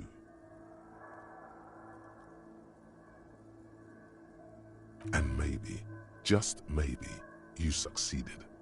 We'll never know.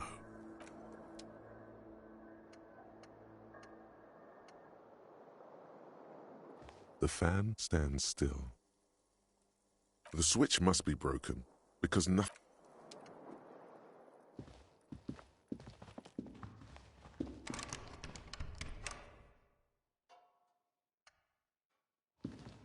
A mirror hangs on the bathroom wall. In it, your face, adorned with the expression.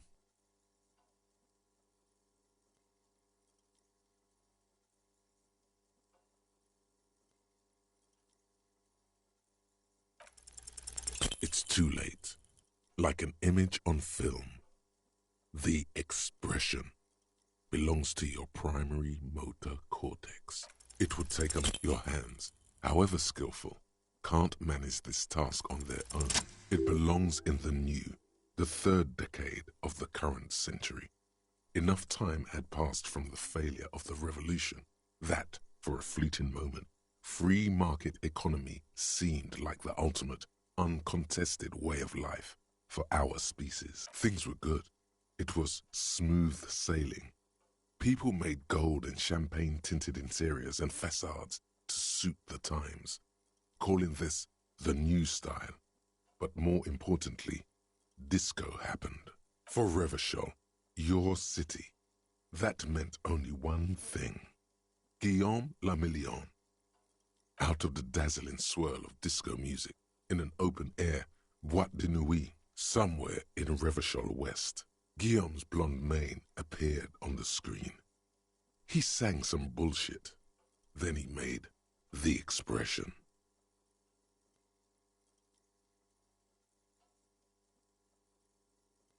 Everyone loved it.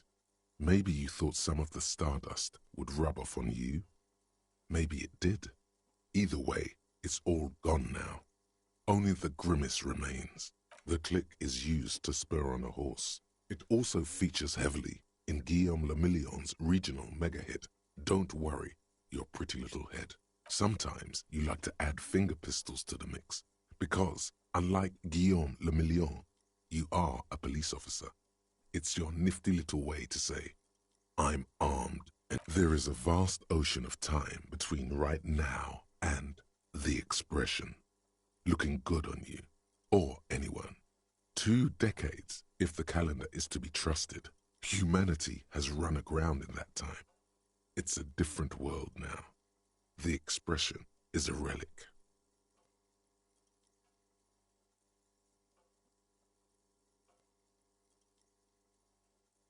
You have some understanding of the near history of disco, plus the trivia you've picked up along the way. Episodic memory, however, remains in the dark. It may never return. You should prepare yourself for that. It doesn't have to be. You can swoon over Guillaume and his champagne-corked smile whenever you want to. Maybe some of the stardust will return. Still not happening. It won't come off that easy.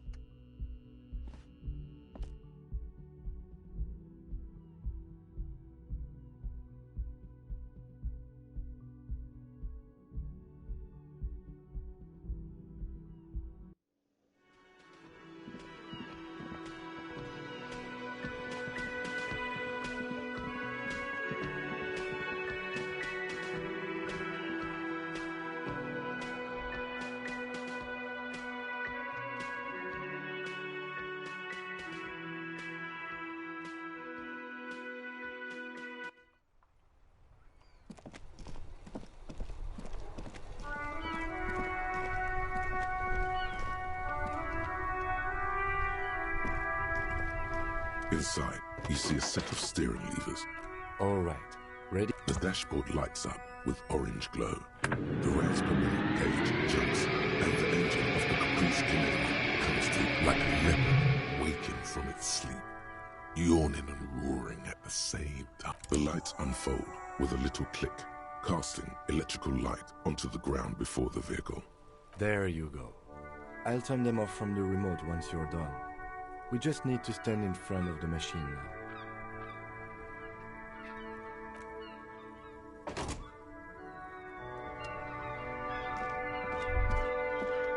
As you hold your ledger's clip under the headlamp, an iridescent hologram appears. A street grid and the veins of a great river. A familiar sensation washing. There she is. Revachol West. Around the borders of the watermark are dozens, no, hundreds of micro-perforations. The rectangular watermark is overlaid with the logo of the RCM, and yet the major arteries of Revachol are all recognizable. They shimmer in the Kanema's headlights. A rat brazenly darts past you and disappears amongst the stopped lorries. In the distance, a child somewhere shrieks. A woman reprimands her in a voice no quieter than the child's cry. In the middle of a broken plaza, in a cone of light, barely visible in the daytime, two men, one slim, the other sturdy. They are on the city stage, but only one of them knows his lines. Ah, Martinez. Let me see. Right here.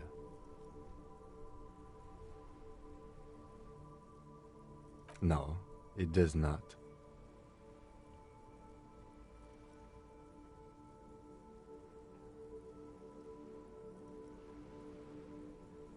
There are many of them, and they are divided into 3 separate rows. The first row has 18 dots. The next is the longest. It runs all the way around the border. There are so many, it's hard to count. More than 150, at least. Maybe even 200. The last row has 3 perforations. As you look at them, you feel your index finger reflexively contract 3 times. And something you'll do again before this is all over. Those are perforations. They represent your record as an officer of the RCM.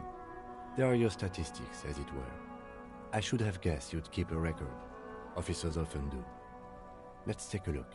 Son, here is where we score your life performance. You better hope it's good. The first row represents your years of service. 18 years. Okay, not bad at all.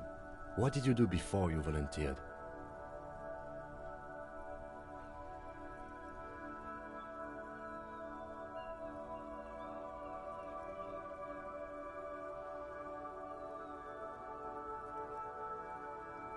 That's what it says. I might have guessed even longer based on your age. What did you do all those blissful years of your youth?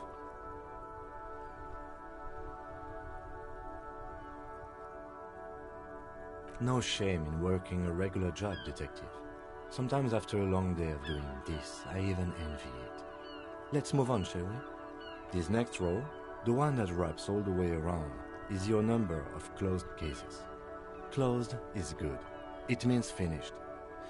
You've got, wow, more than 200. It's quite a lot, even for someone who's been on the force for nearly 2 decades.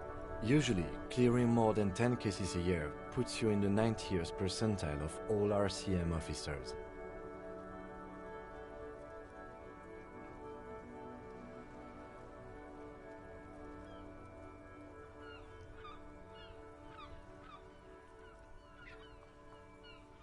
You know the answer already. The tingle in your index finger gave it away. That's right. How did you know?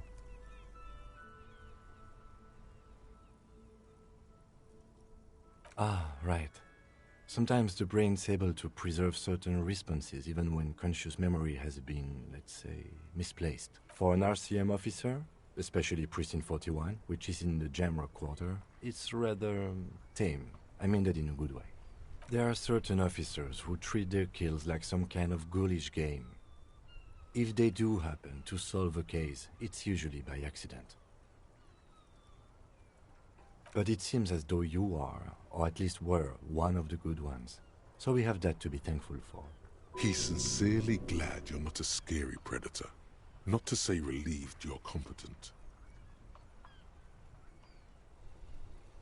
Yes.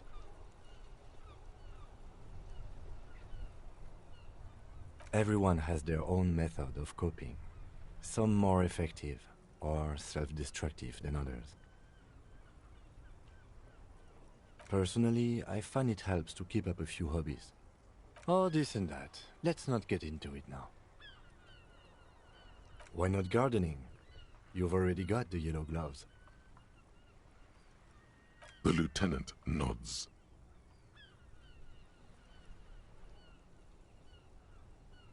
Right. I'll go turn off the lights.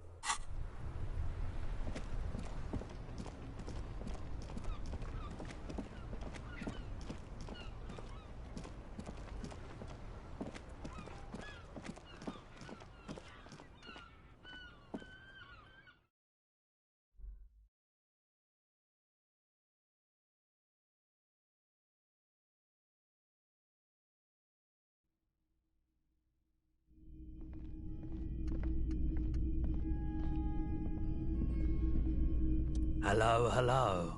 Let me know if I can help. Sure, let me have a look. Anything else you're thinking of selling?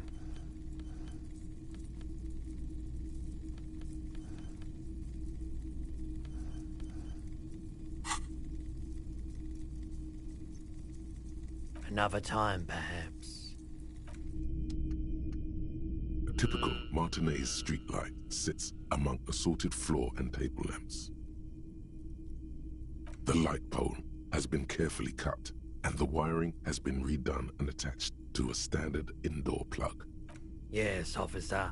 As you see, it's in perfect working order. His manner is casual, but his speech is careful, measured. He wants you to know that he has nothing to hide.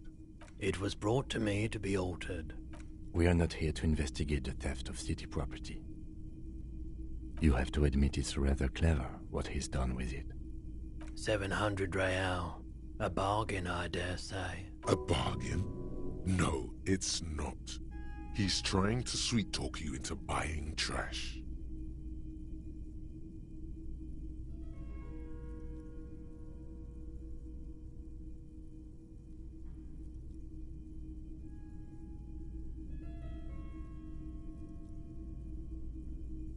Hey, I don't know where it came from, but it's not every day you get to buy and sell something so extraordinary.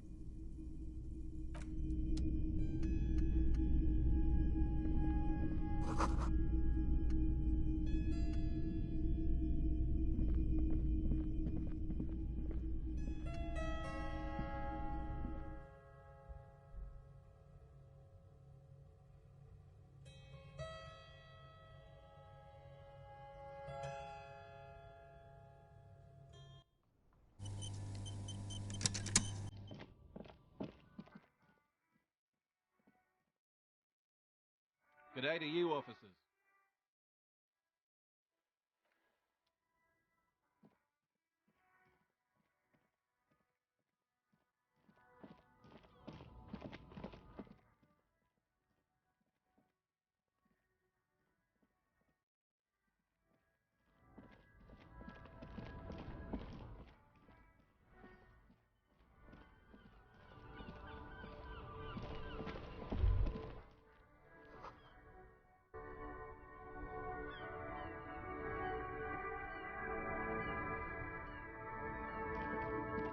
Hello again, my man.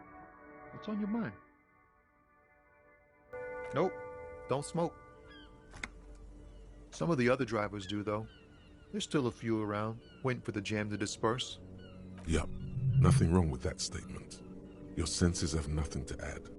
You left the ask around elsewhere. You could also check the kiosk down the street. Frit. With 3 T's. Revachol's weird. Huh? Oh. No, I ain't got any money. They don't want to pay for unfinished work. The bosses, man.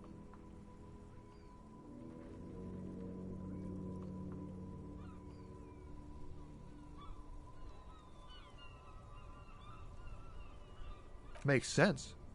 It sucks is what it does.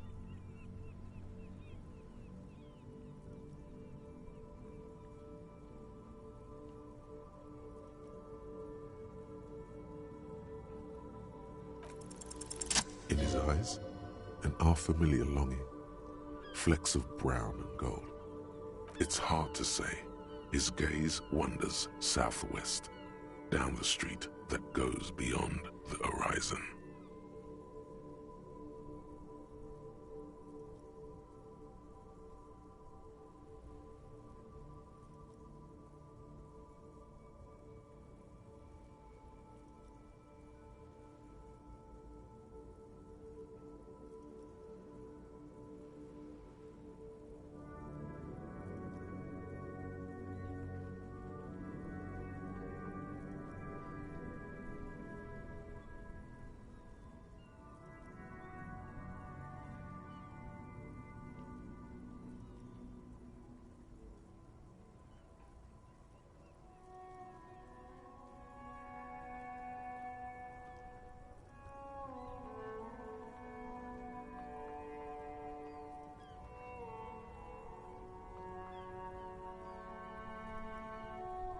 The road continues for miles, flowing together with other roads, turning into causeways or bridges, ending suddenly in dead ends, or ramping up or down highways. It forms a crisscross pattern across the land. Above the Jamrock Quarter, in the form of a raised motorway, and then the never-ending sprawl of Forburg, high above buildings, new and old, the air filled with the rumble of motor engines.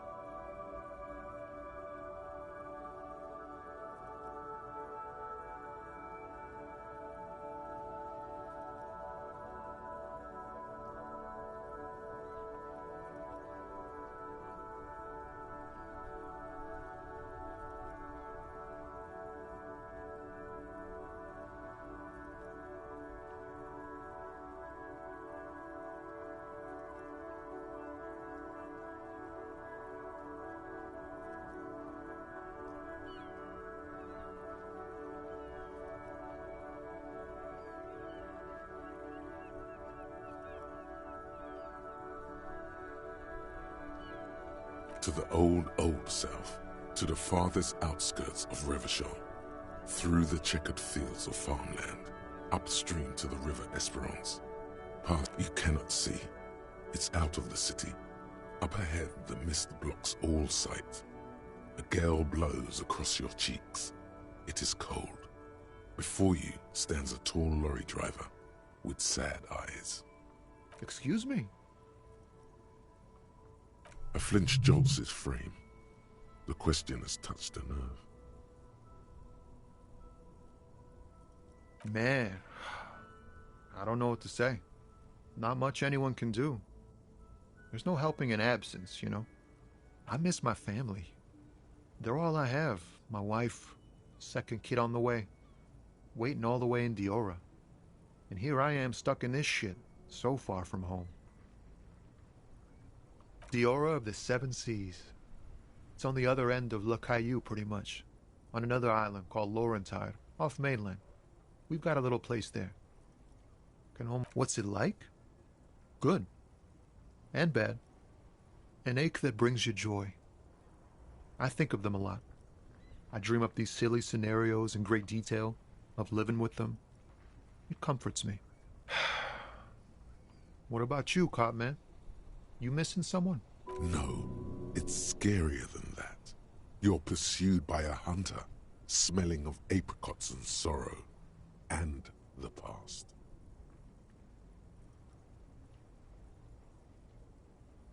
I feel for you, my friend. It's bad enough to know who you miss. Missing like that doesn't feel like it has much of an upside. But, thanks for this. It's nice to talk to someone, and I know it wasn't easy to ask. I hope you find your way through your own troubles.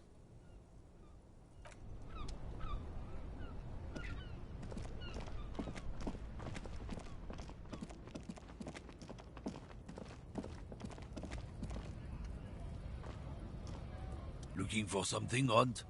Come to tell me to fuck off again?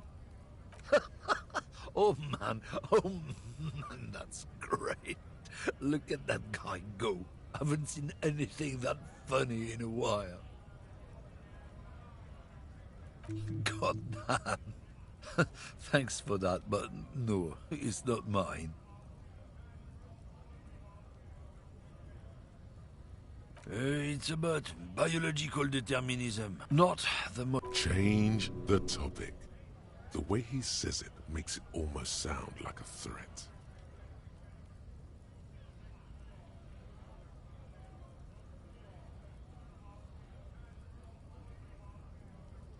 Suit yourself, officer. No. He's got a smoke right there, in his fucking hand. Snatch that shit out of his fat fingers.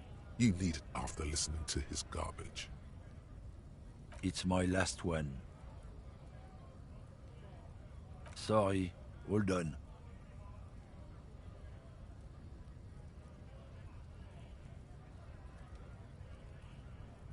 I bet. Sorry I couldn't be of any help.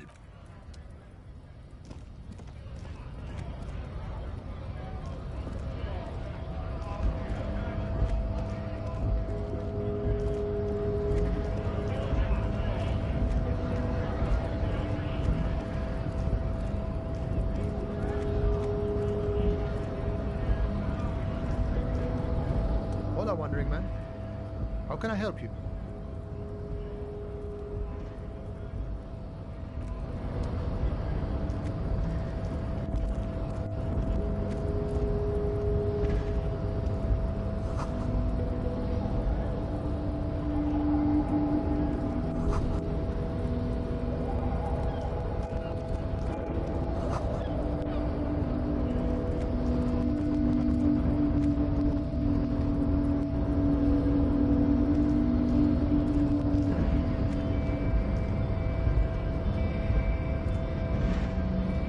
Nobody betrays your degeneracy.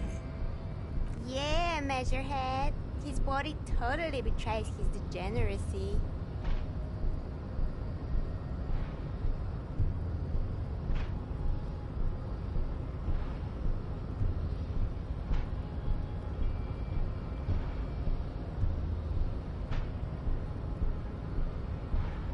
That is precisely the negligence that has led you to succumb to Al-Ghul. You reek of it. An invisible sword of Al-Ghul emerges from your throat. You cannot see it, but others can. It is making the woman in my company sick.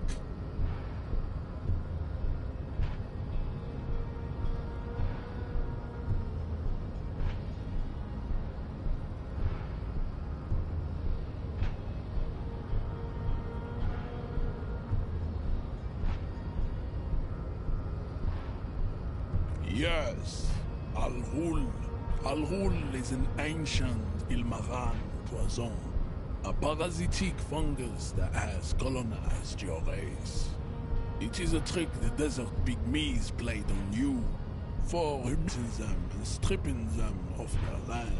Correct, my small skull servant.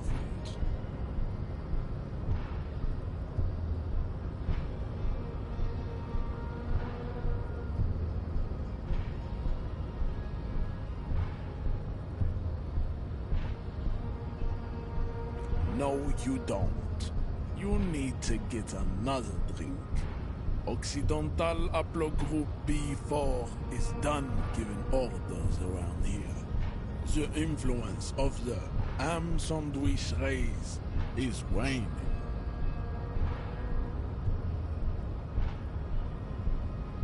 Begging for help. Attempting to pass fear for cooperation. How far the Occidental Haplogroup has fallen. You were once a noble and powerful race. You gave the world eugenics, electricity, and powerful weapons of war like missiles and aerostatic aircraft. You made great gains in metallurgy, race theory, and statecraft. You dominated lesser cultures, like the deformed Hemians and the inexplicably potato-obsessed Khoikos. But now your ascent to the genetic summit has halted. You are obsessed with sadness and with frivolous pop culture. You will be superseded. Isn't that right, babe? It is, baby, yeah. You know it. There is a button right behind him, just out of reach. It must be the one that opens the door to the harbor.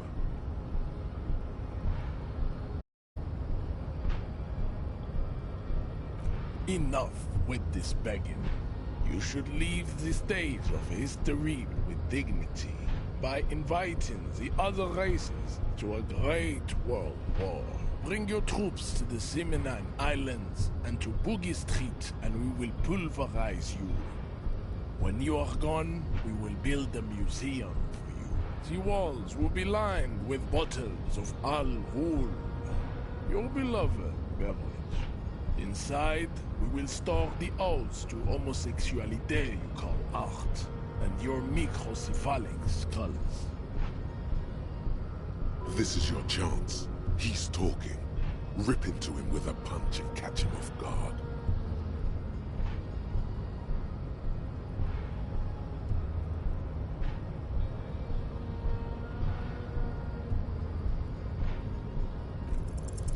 Go ahead. Don't be shy. Just ask for race secrets.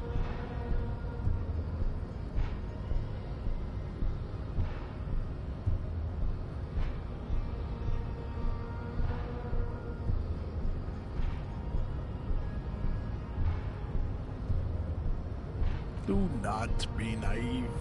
I know the answer to the great race enigma.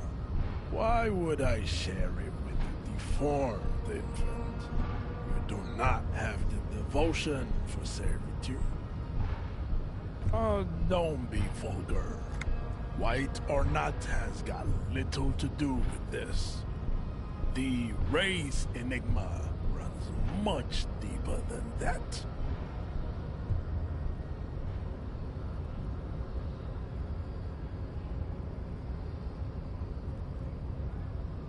Mr. Clare is a man of vision and means. He has the will to confront polycultural capital, something your race, naivistic communists, never did. Also, to serve is noble. It takes discipline. Your petulant individualism has only contributed to your race failure. It is lax and moronic.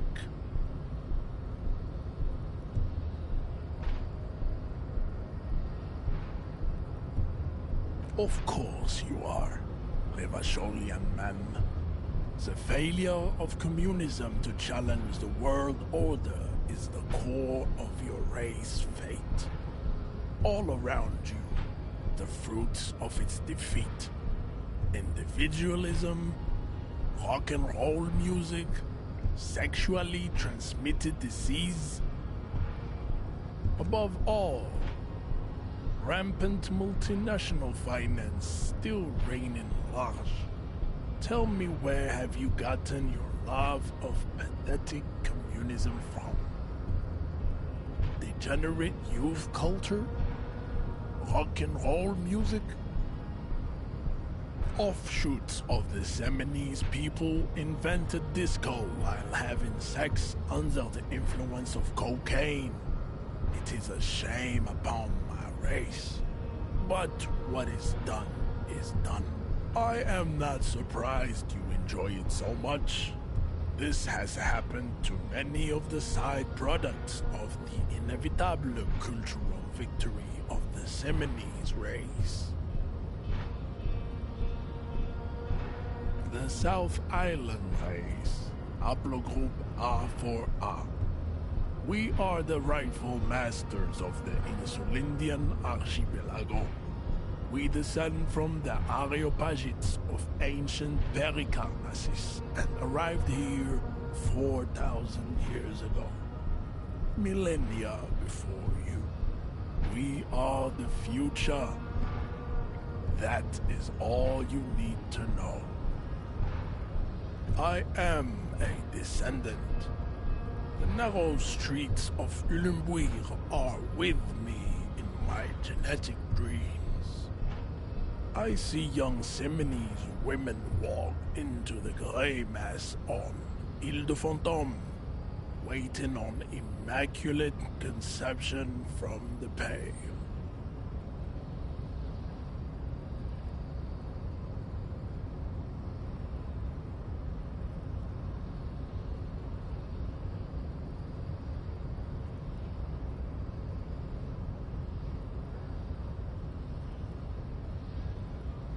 No, I have heard about it on the radio.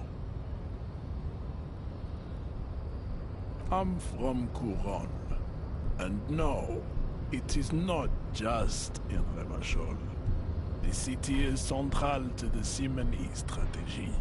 Spreading through its trade networks, our culture will dominate the world. You have heard enough about our phylogenetic secrets for today. You have extinction to come to terms with, and never getting into the harbor. I think this racist is better than the last, but the next racist will be the really good one.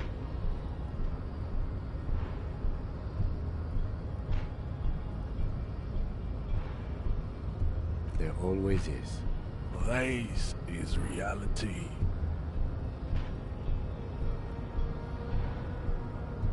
He does not so much as glance at the object. Stop showing me your pathetic cup.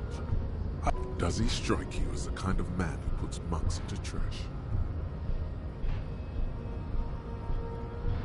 Racists are generally not very good examples of their race.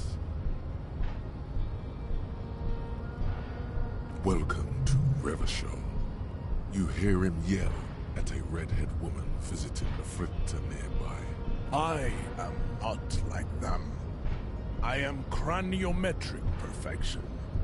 I have taken the trouble to permanently draw a phrenologic grid on my skull and features. This should dispel any doubt. True, that is a noble cranium. But you got a hard noggin yourself.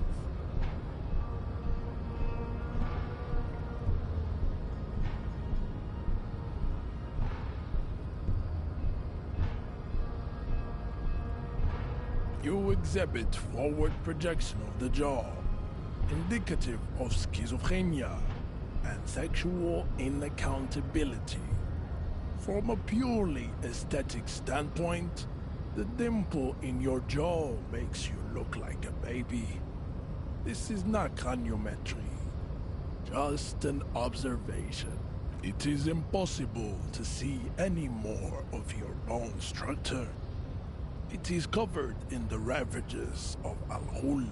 From what remain of your features, I can see fleshy lips, baldness of the head, and long arms relative to lower limbs.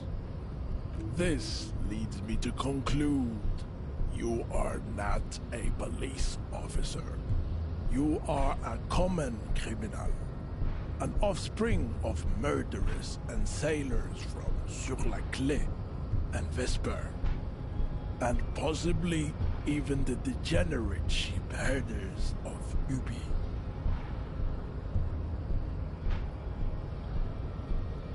Your racial heritage is uninteresting. It is the same as all Revacholians. Your parents and their parents made the decision to reproduce while under the influence of Al-Hul. That is the only reason you are here. He's right there. It's almost impossible to get it on unless you're both drunk. It's too scary when people are sober.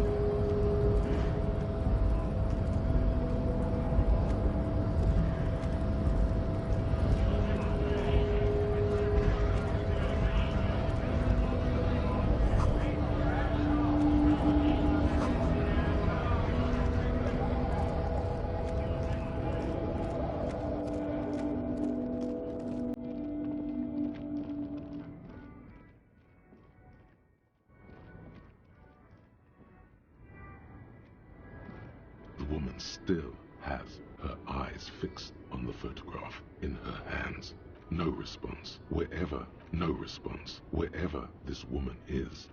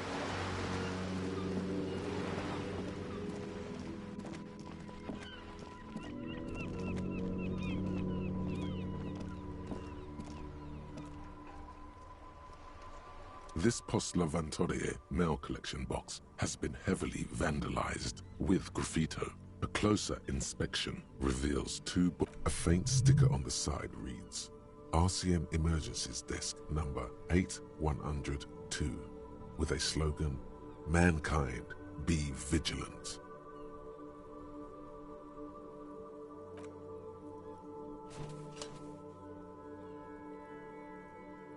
The box seems happy. Eat shit pig, fucked by the coon, and Saint G with a crown have been scribbled on it. Jenny is a whore, and best set mailbox also.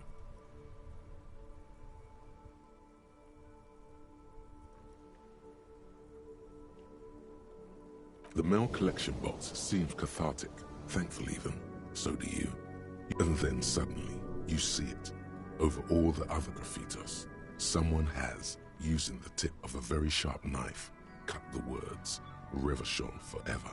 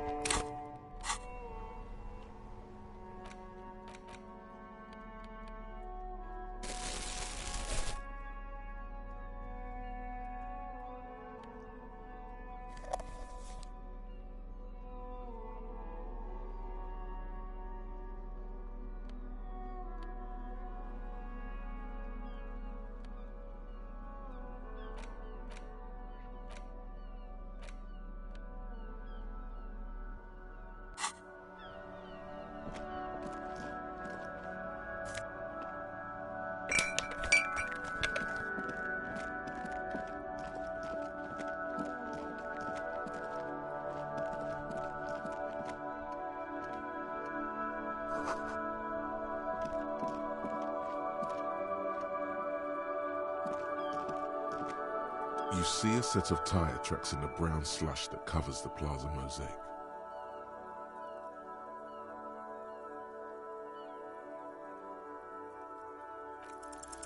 No, these tracks are not into cop habit. You look at everything. Hard to say. Your vision is blurred and you're having difficulty concentrating thanks to your relentless hangover.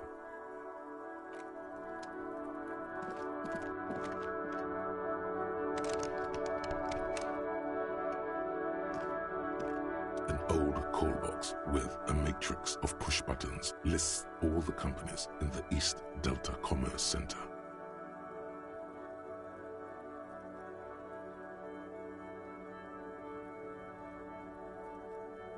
This button looks new, but someone has removed the name. Huh. This button looks new. It's probably not connected yet.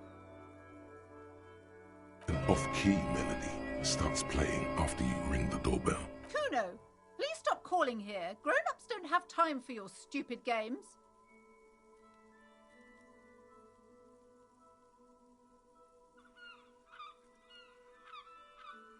Oh, I'm sorry, officer. I thought you were... But the doorbell is broken, and the bookstore shouldn't even be on the list anymore, so I can't help you. Please don't call here again. Thanks. A single beep indicates that the line has gone dead. You ring the doorbell, but just seeing the words Andro Orlando gets your hackles up. Its very existence is a threat to your masculinity, to say nothing of your hair. All you hear is static, but no one answers the call. You ring the doorbell, but nothing happens. You wait for a minute or two, but all you get from the call box is silence. No one answers the call. Looks like someone has melted half the plastic off with a lighter. The doorbell doesn't work anymore. You hear static from the intercom speaker. It sounds as if someone has picked up the receiver but isn't saying anything. You can almost hear them breathe. Yes, hello. This is Tricentennial Electrics. Have you come to place an order? Wait, but what happened to Slipstream SCA? There's no Tricentennial Electrics on the list.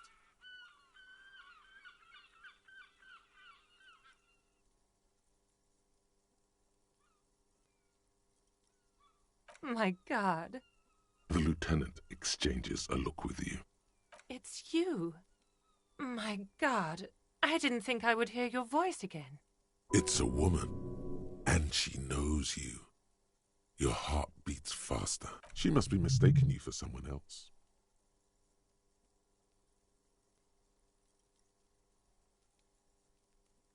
Michelle, just please.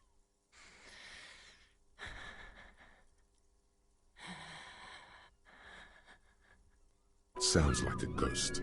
Wind blows through your clothes and you feel detached from your surroundings. Inside the building, a cold memory hangs. Why did you even call? I don't understand. You've been gone for months. I thought you didn't care.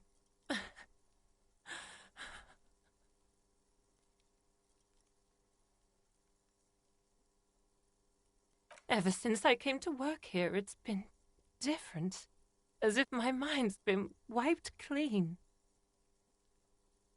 A spot of static overrides her words. When she speaks again, it sounds like she's submerged. It's so nice. It's so nice to be able to finally forget. She sounds like she's about to cry. The cold is deep under your skin, as if you were talking to someone who's 100 years away. Somewhere inside the building, water is flooding the cellar floor. She doesn't answer. Silence. The only thing you can hear now is static and waves washing ashore on the bay.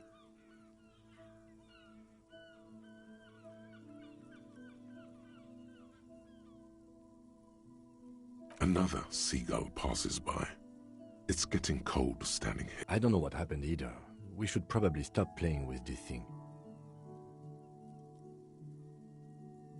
You press the number sign on the keypad that terminates the call. 12 name cards on the call box read. No. Hold on. The last thing you need in your life is more hysteric emotions. Silence. No one's home at Fortress Accident. Silence. No one answers the doorbell. Nothing happens after you ring the doorbell. They don't want to talk to you. Silence. No one answers your call.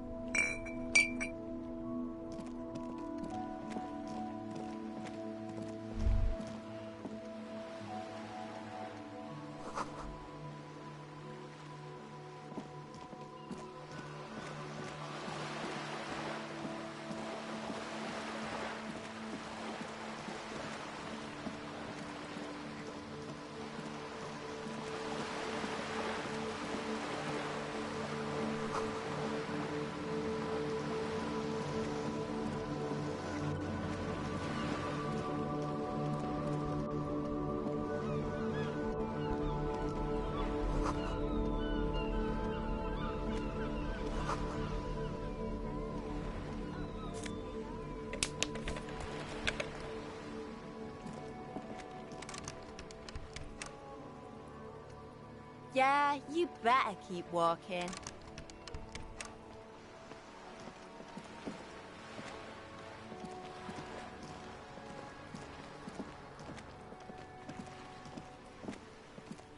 This is a wall on the side of an apartment building. You have no clue. So many walls all over Martinez, weather-worn, cracked, their paint peeling.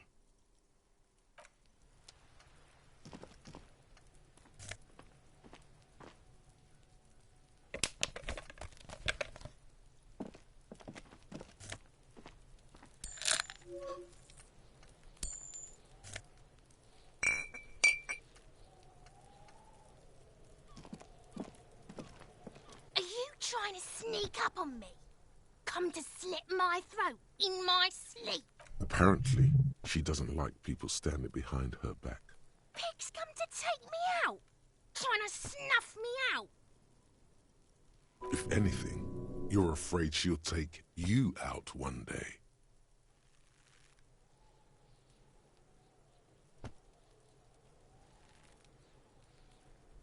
Then why are you sneaking up on me like that?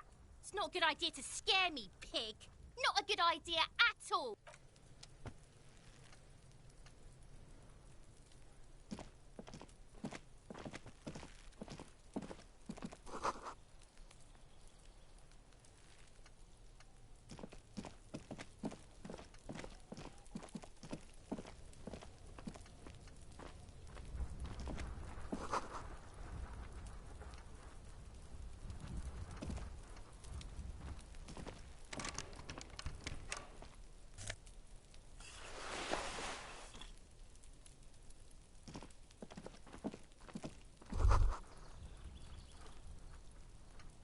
The spread pattern of these bullet holes makes your chest ache. Your breath grows heavier. You peer into the faded marks in the stone. They peer back like an endless row of tiny black holes. Sweat starts trickling down. Your chest feels tight looking at them. It's closing in, caving in, ever tighter. Your breathing... You okay there?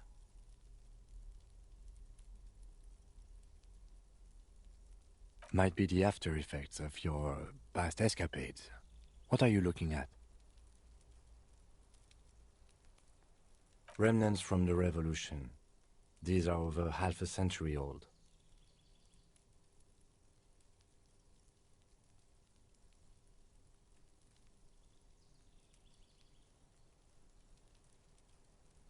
Perhaps a crime of a sort ages ago, but no. These do not warrant an investigation. Not much. I don't have a fresh perspective on it.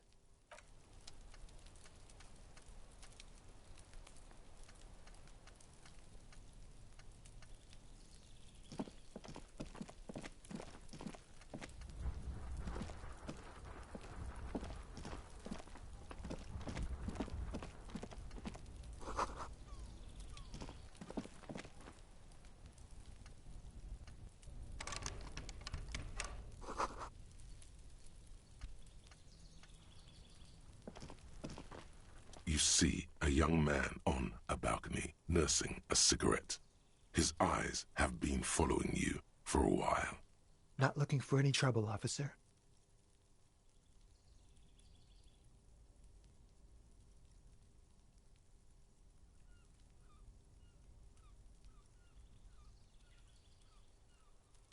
There's no trouble. I'm just speaking in a lowered voice. I don't want to be seen talking to the gendarmerie, if that's okay. I just want to finish my cigarette. It's the god of cigarettes and youth. Ask him if he's got anything to spare. Don't let him go. This could be your witness. The balcony has a great view of the whole thing. Apologies, but this is my last one. The god himself has denied you absolution.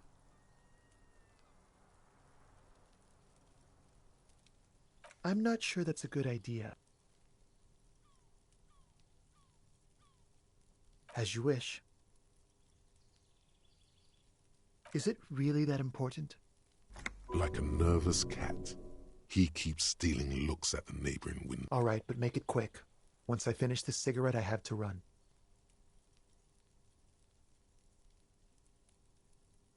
I'd even go so far as to say that the view is a little too good, my dear gendarme.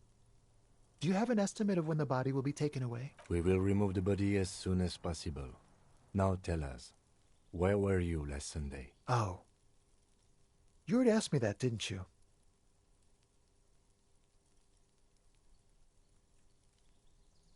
No, not you. Some more muscular type. And when did you speak to this more muscular gentleman? Last week? I don't know. Look.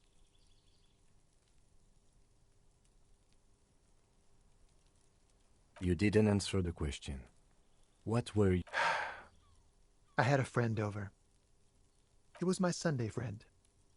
A Sunday friend? How intriguing. He doesn't reply, gesturing no with his cigarette. Under the grey sky, snow continues to pile on the... Someone hides behind a curtain.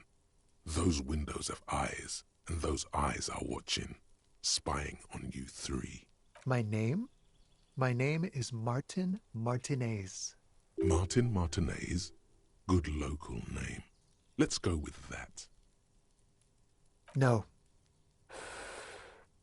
We won't. Now, if you'll excuse me, I really need to get going.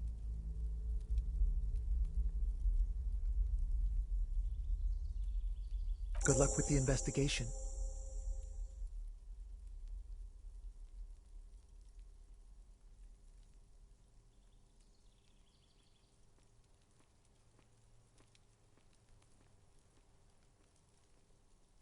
He's gone.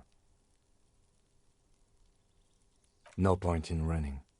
Tenements like these often have multiple exits. He could be a witness. Him or his Sunday friend. Either way, we need to look into that muscular type who's asking about our kid. There has to be a way of getting inside the building. Once we've found a way in, we can ask around for his apartment.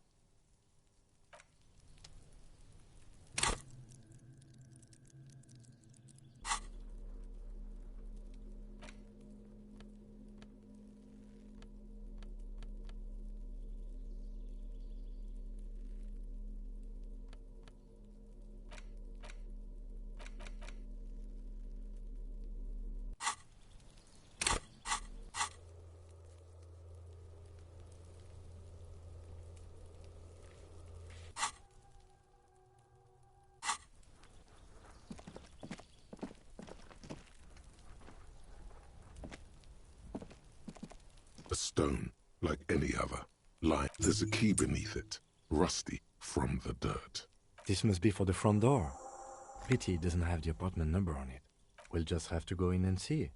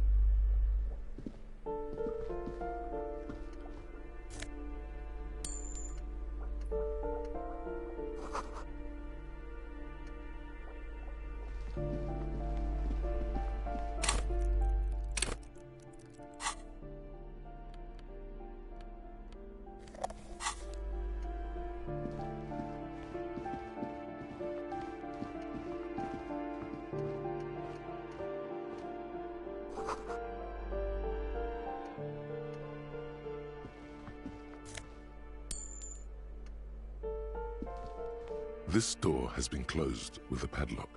A chalk-drawn number on the board says, number 11. It's a solid lump of metal, but the shackle is deeply corroded. A solid pair of chain cutters would make short work of it. Better whip out those cutters. You won't get very far otherwise.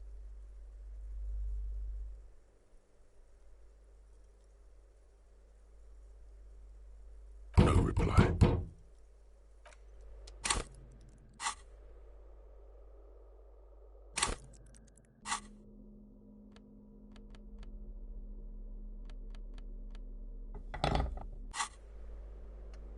This door has been closed. No reply. No reply. The shackle snapped. After you, detective.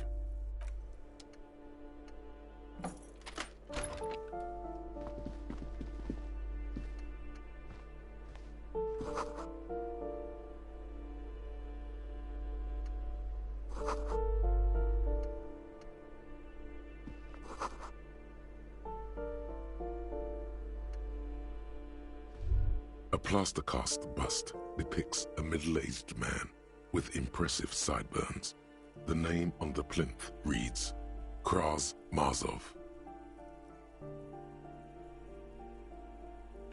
The white star, the photos on the wall. I think we have broken into the apartment of a young communard. How fitting.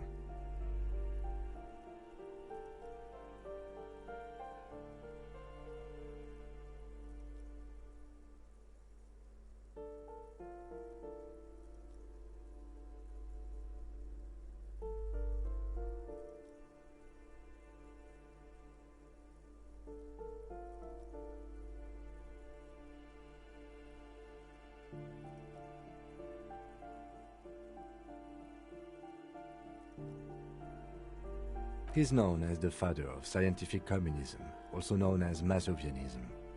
His theories about economic history greatly influenced, some would even say sparked, the anti-centennial revolution.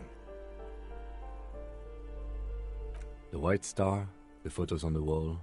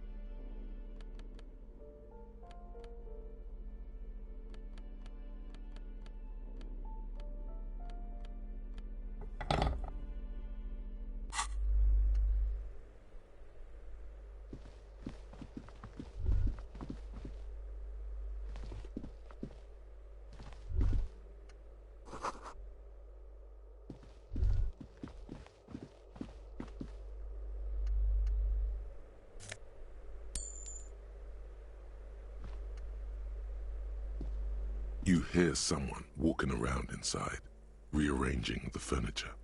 The number on the panel. The walking stops abruptly, but no one comes to the door. A poor communard, from the looks of it. The room is barely bigger than a closet.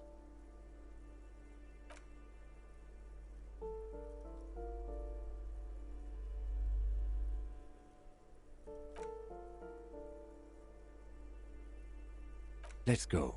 We don't have a reason to get inside that apartment.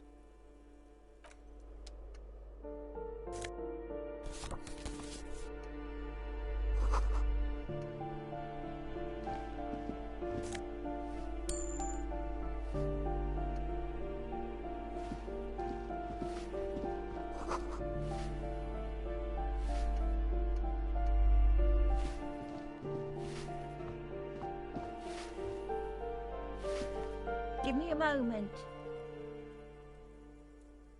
The cold never does any good for my bronchitis.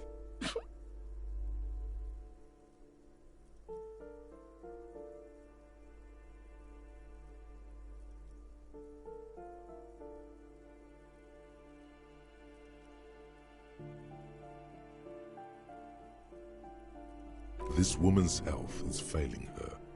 There's not much to do. Not in this damp.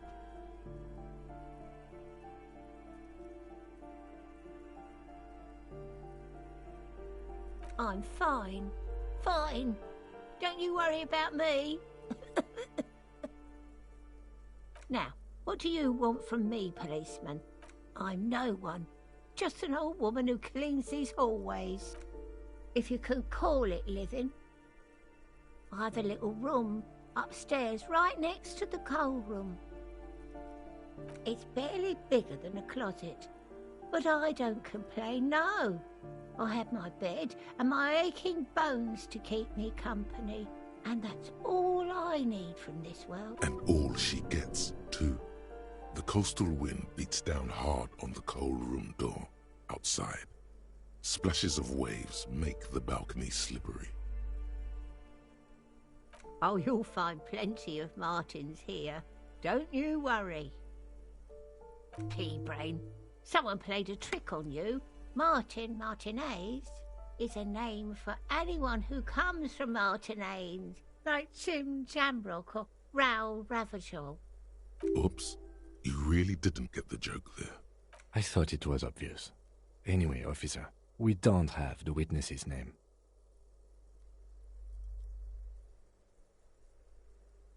Yes, I know who you mean. The scrawny boy who's always smoking like the devil, right? Somewhere in the building, a child starts crying.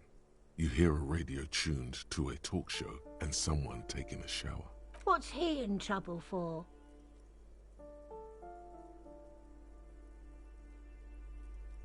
Talk?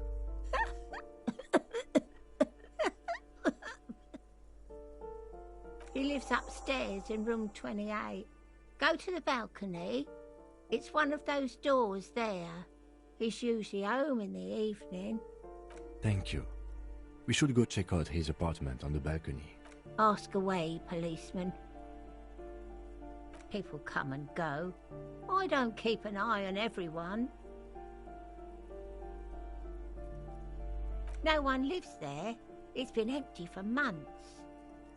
Impossible. I would know if someone had moved in there. Maybe it's those countercultural people again, breaking into a house like it's a public space. You're a policeman. Be good and take a look, will you? Great. Young people. They're worse than rats. You know, always littering the hallways with trinkets and empty beer cans. Oh, that one is a scientist, a future scholar. I think he studies astrology at the community college. Education's good. I always tell them to study. Something to do with all those stars around his door. He asked me to leave his drawings up on the wall. The symbol of what now?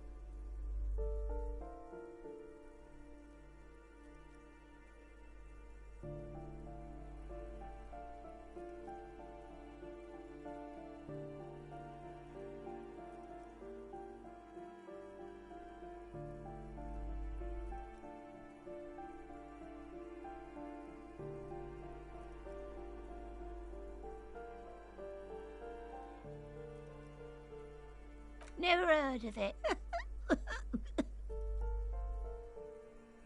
Oh, no.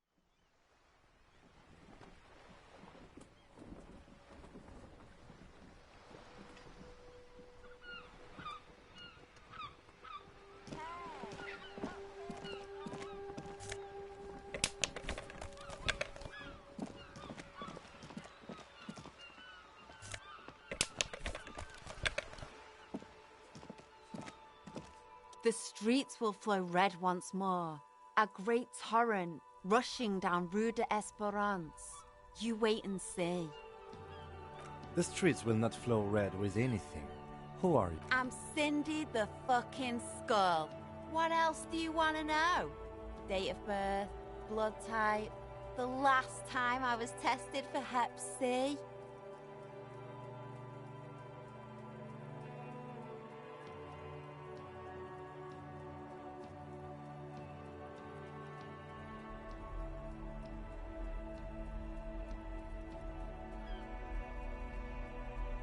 And here I was trying to be polite.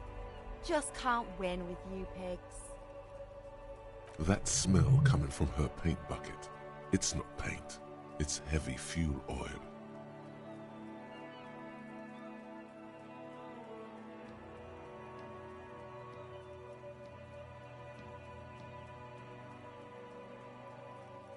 Red-dyed heavy fuel oil, intended for exclusive use in government vehicles, to be precise. What did you think I was using? Aquarels? Sucked it out of a cop's fuel tank myself. Back in Jamrock. Something to think about next time you're driving around in your pretty little piggy carriage.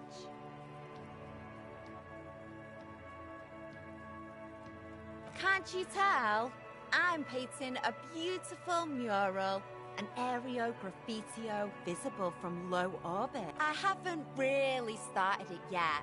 I'm waiting for the right words. Have you ever tried your hand at graffitio? When faced with a blank wall, most people write unimaginative stuff, like pigs go home, and Mona was here. We rarely see pigs round here, though. Just union cats. And my name's not Mona, so... This place is severely lacking in havoc. Not even the occasional trash can fire to break up the tedium. I thought I'd mix it up, you know. Summon the forces of crime and social chaos, yeah?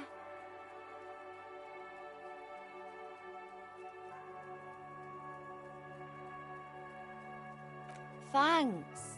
I'm sure the inspiration will come to me now that I have an official RCM stamp of approval. She nods disdainfully toward the woman performing maintenance on the boat docked next to the pier. Hatred, disgust, it's difficult to tell which of the two is more present in her. The woman on the boat does not notice.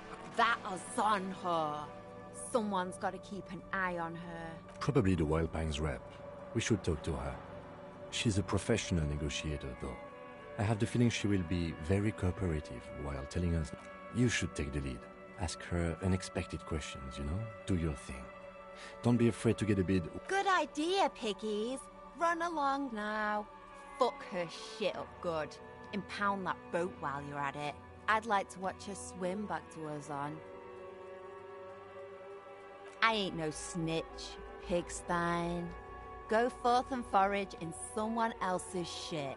No shortage of squealers in these parts. Actually, there is a shortage of people who talk to us in a normal, calm, informative manner. We weren't put on this earth to make your life pleasant. Watch your back, Ungulate. You've got eyes on you.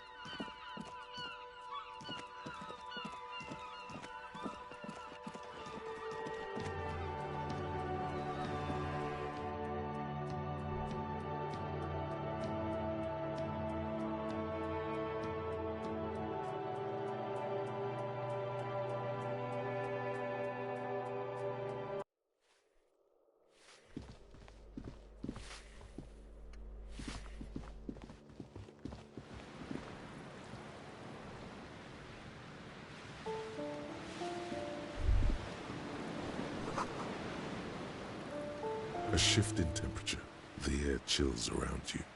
Dust settles on the stony floor. A former architect stands before a slice of window, a room plan in her hand. A cold wave has made the air in the building stand still and frozen, with temperatures falling down to minus 20 degrees Celsius. Is red from the cold. She's breathing on her fingers, clasping the plan. Traces of sadness are visible in her expression. Faint pencil lines on paper depict the same place, but a missing eastern wall connects the room with the neighboring apartment. Ideas for arranging the furniture have been jotted down. It's clean and empty, with new tapestry embellishing the walls. A standard HB graphite pencil has fallen off a three-legged stool in the middle of the room.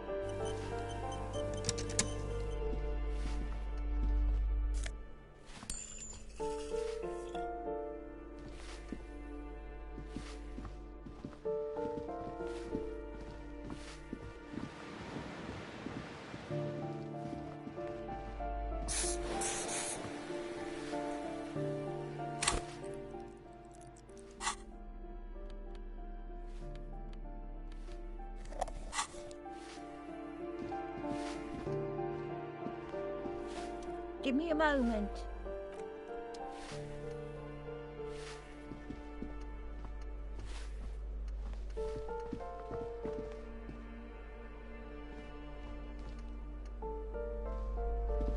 You hear someone walking around inside, rearranging the furniture.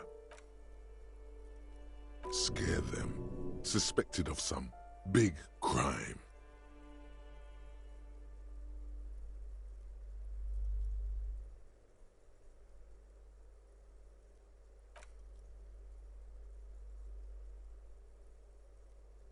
That was smart.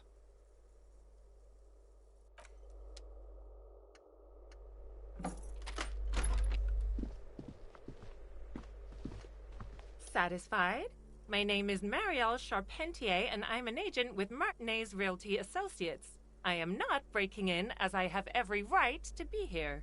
The keys, see? Boy, there are a lot of different keys there. More than 20 at least.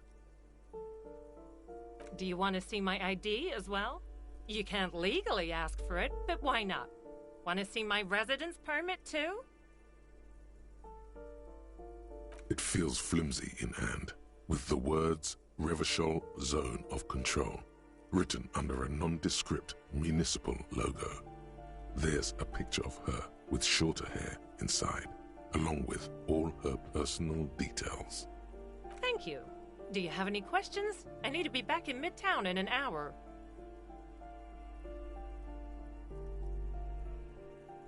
Oh, that's another huge mess. The former tenant owes us 3 months of rent. 3.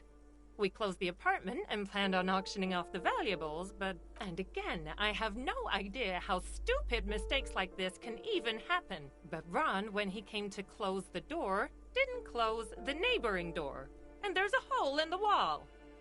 So preppy. She's probably on some low-grade performance enhancers, like Preptide or Pericanine. A hole in the wall. Can you believe it? And then the tenant ran off with his stuff. He's gone. The money's gone. Just like that.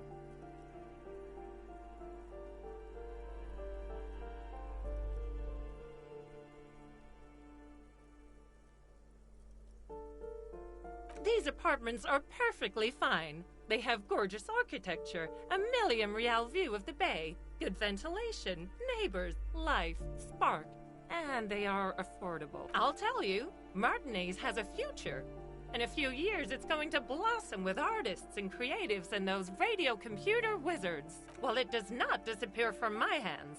No, I don't let it. Don't ask me what happened with the wall. I have no idea how we're going to find the time or resources to fix. Both apartments are now unrentable. Both.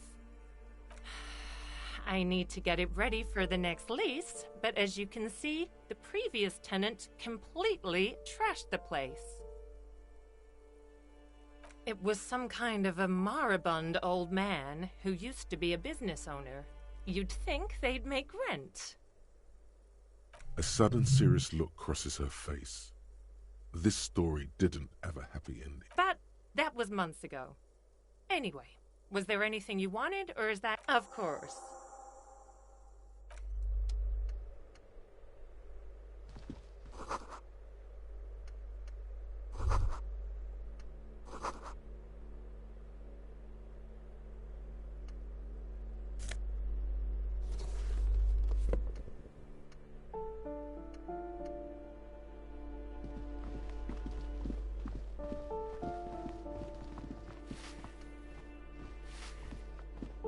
Give me a moment. I see. I hope some good people are finally going to move in. This place needs them.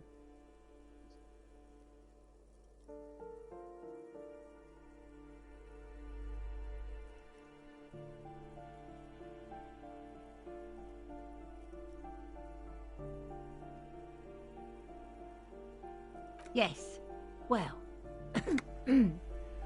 I hope they're good people.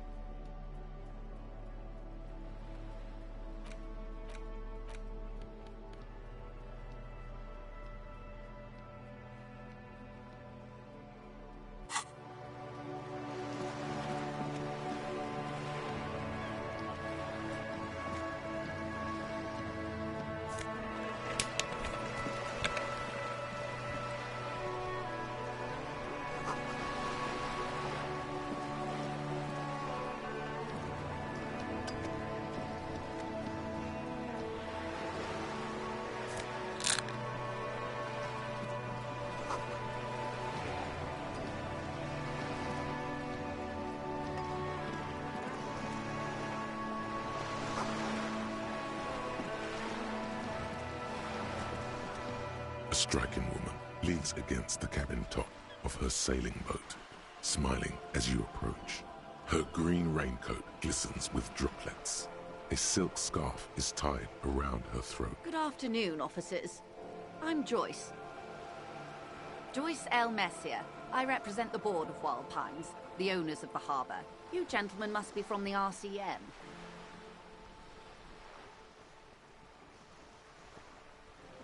I'm glad to see you here. Like steel. There is strength there. If she wanted, she could sink her nails deep. I was dispatched to handle a strike, not a lynching. Anything I can do to assist the RCM in this matter, I will. That is good to hear, madame. My colleague will take the lead on this interview. I should let you know that he is recovering from an unusual medical episode. Very unusual. But I can assure you of his ultimate competency. It happens quicker than a shooting star. But did the lieutenant just wink at you? How interesting. I wish you a swift recovery. In the meanwhile, you have my full cooperation, and the full cooperation of the Wild Pines Group. Why, yes I am.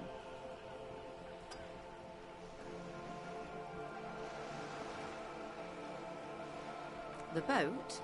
No. It is called Cor de Leyte 19, because that's the type of sloop it is. It's a pleasure craft, a 19 pacer. It also happens to be rated for Category 1 racing, though these days I mainly use it for business. My sloop? I like it a lot. It's the eel's hips, baby. I'm enjoying this part of the interview. It has so little to do with the murder we're investigating. Of course there are. We're on an archipelago. How else are you supposed to get around? Yes, we are. We are on Le Caillou. We are. And the city of Revachol is on the island of Le Caillou. I haven't seen anyone else drive a souped-up Capri Kenema motor carriage either. Actually, that motor carriage has been specially issued to serve as a patrol and pursuit. It's for crossing long distances in the greater Revachol industrial hub. Neither is this. A toy, I mean. It's a machine for crossing long distances in the Bay of Revachol, between the city and the islands. Officer, I assure you I'm a highly qualified... The crowns of her teeth are porcelain, white as the boat's hull. Qualified pleasure craft operator. Why wouldn't it be? This is Revachol. Good. What we do, the Pines' core competency is logistics. Container shipping, freight, that sort of thing. See those airships there, blinking? Those are the shipping side of things. And that is the terminal. Another subdivision deals with energy, oil and gas exploration. I'm not at liberty to discuss the company balance sheet, but I can tell you that last year, the company booked more than 20 billion... A billion? 20 billion is a large number, but the conglomerate employs 72,000 people. They all need to be paid. Then there are capital improvements, interest payments. A conglomerate the size of the Wild Pines is like a shark. If it stops moving, it will die. They started as an exploration and cargo fleet conducting trade between the Samaran and Insulindian Isolas 250 years ago, when pine ships explored the South Seminese and charted Lomantang on behalf of the suzerain. Centuries of care, deliberation, and madness have gone into this endeavor. Vessels pass through the great unrest to re-emerge with apricots in tow. The logic of the system is totalizing. It's taken everything from its employees to build it. You mean aside from being the terminal's legal owners, who are responsible for moving 8% of the world's cargo?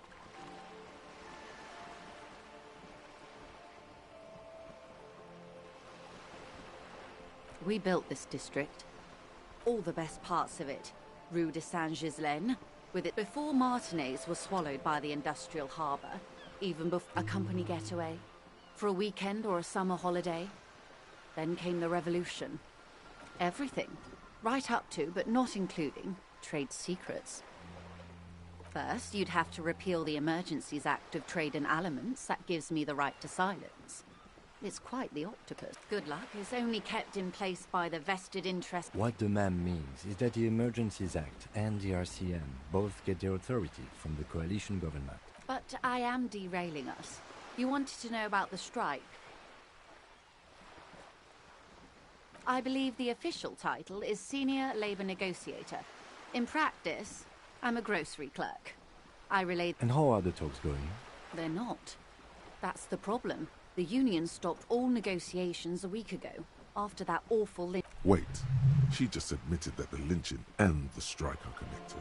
Now they won't even let me into the harbour. There's a 2-meter 20 racist behemoth blocking the gates. Yes, Jean-Luc Measurehead.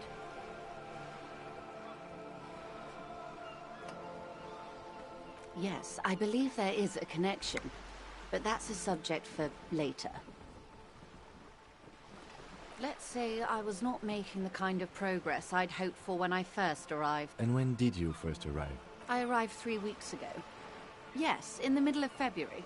The bay was still partially frozen then. I prefer to do these things on site, like the... But the strike began in December. I wasn't the original negotiator here. I took over after Mr. Gaumont hit a wall with Mr. Clare, the union boss. Mr. Clare refused to speak with Gaumont despite concessions he'd granted the union in prior negotiations. This isn't the first time the union has gone on strike. Heavens, no. There have been 2 prior strikes. Both times the union won significant concessions, including overtime pay and a medical plan. This time their demands are more, I guess you could say, aggressive. Mr. Clare told him to... how did he put it? Fuck off, midget. Gaumont is short of stature, you see. Keep in mind, this is a negotiator Mr. Clare has worked with before, and who was more than fair with him and the union. There are leaflets everywhere, and banners. What did they say again? Every worker, a member of the board.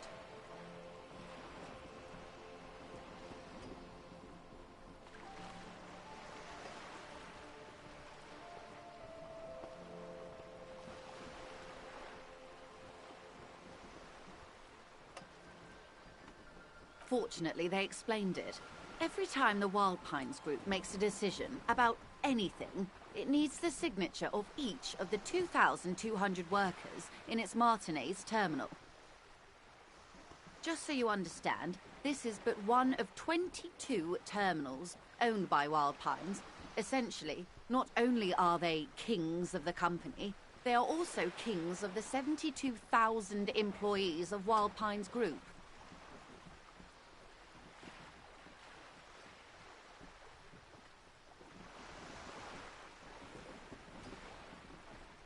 They're having a blast.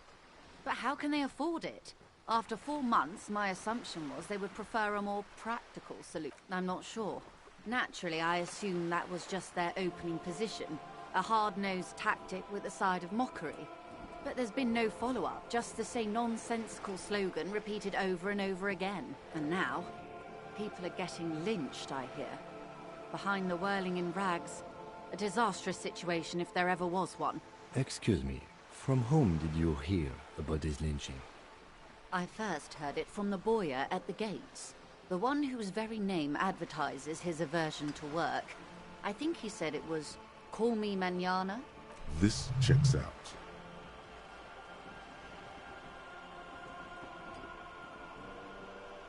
The scabs? You mean the huddled masses of Jamrock, come to plead for work where the union refused? Don't let her answer it herself. If these workers were organized by Wild Pines or its affiliates, then it would be a company secret. I could not share it with you. Not yet, at least. Everard Clare is a man of the utmost integrity. If you can say one thing about him, it's that he always... Of course not. Everard is fantastically corrupt. I imagine he has a thick, viscous goo where you and I have blood. If you were to prick him with something sharp, you could see it oozing out. A knife, maybe? No, a rapier. Oh, heavens, no. We get along just fine. Yet, now that you mention it, I can't stop imagining that black treacle just dribbling down his double chin. He is the most corrupt individual I have ever seen, and I deal with men like him for a living. If there is anyone more venal, more irredeemably nepotistic, Then it's his twin brother, Edgar. Yes, Edgar looks exactly like his brother, except for that lazy eye. He also talks exactly like Evrart does, and when it's how they circumvent the term limits, you see, with a funny little switcheroo. While in office, they've embezzled God knows how much of their workers' dues. The Débardeurs Union was once a perfectly normal institution. 20 years ago, anyway. It must not have been easy to establish under the Emergency Act. The brothers Clare came and transformed it into a mob. The Débardeurs are a crime syndicate. Sad as it may be, I suspect we'll be forced to cooperate with them. Only emboldened Evrart and his And your opinion, Detective? If I may ask. I'm a curious and talkative person, you see. Would you say the Débardeurs Union is...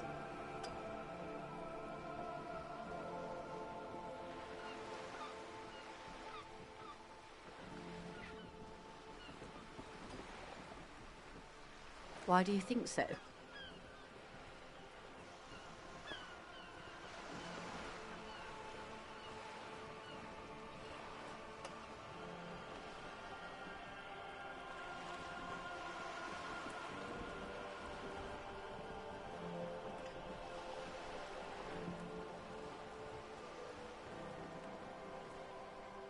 Well, I suppose that's one way to look at it.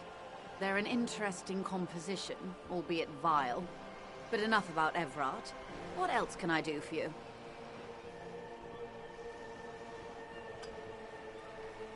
I'm glad you asked.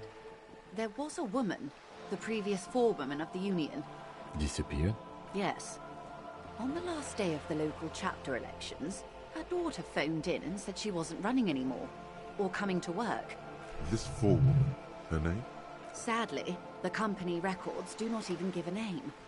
She's just forewoman in private correspondence, Holly. I don't even know if it's a sir or given name, and I don't have access to the Union's files. Indeed. The company suspects foul play, but there's nothing they could do. The point of the presentation is, these kinds of things happen around the Clares. Thank you for your concern, ma'am. We'll be just fine. Of course. How else can I help? Quite a few things, I'm afraid. The information I'm to share with you includes sensitive trade secrets. For the sake of my employer, I have to ask for your names and badge numbers. Of course, ma'am. We should have introduced ourselves. I am Lieutenant Kitsuragi, from Precinct 57. And this is my colleague from Precinct 41. I'm afraid he doesn't have his badge at the moment. I hope mine will suffice. How curious. Why is that, Detective?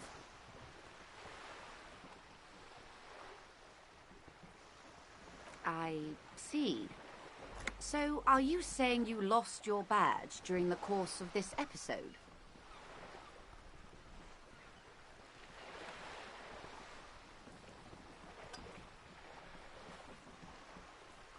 Oh dear.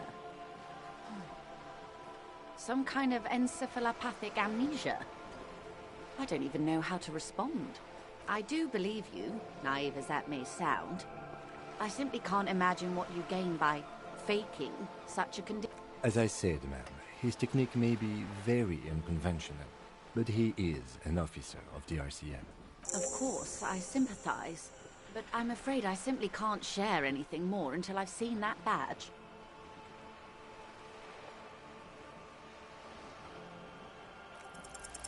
Feelings. I assure you, it is no small matter for me either. We all share the responsibility for disarming this situation.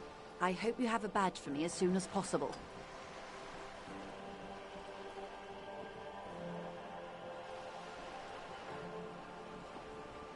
She's silent. The wind flaps the sail above her. Officer.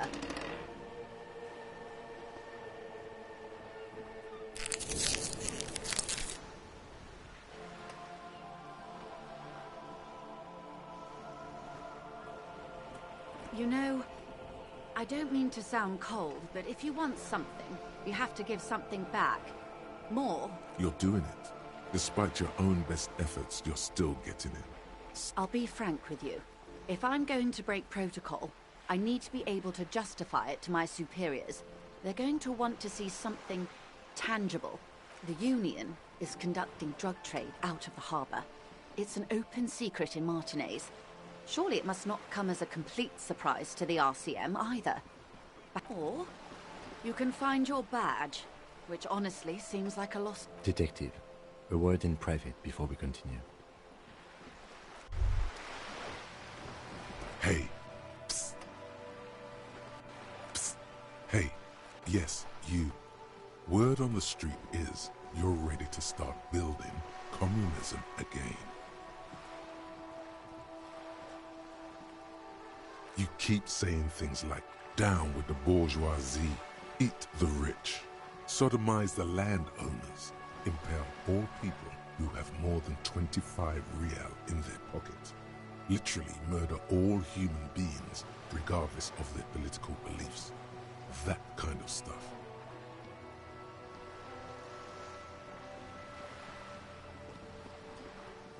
Oh yes, the mask of ambivalence. Don't deny it. You're about to rip it off and reveal the monstrous seven-eyed lamb of global communism that would devour and masticate mankind. Everyone can see that. So tell me, do you have any questions before we fire up the big communism builder? Or do we get right down to it?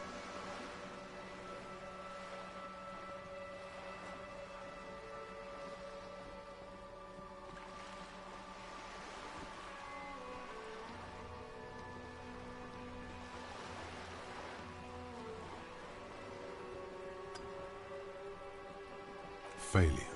It's about failure. Yes, abject failure.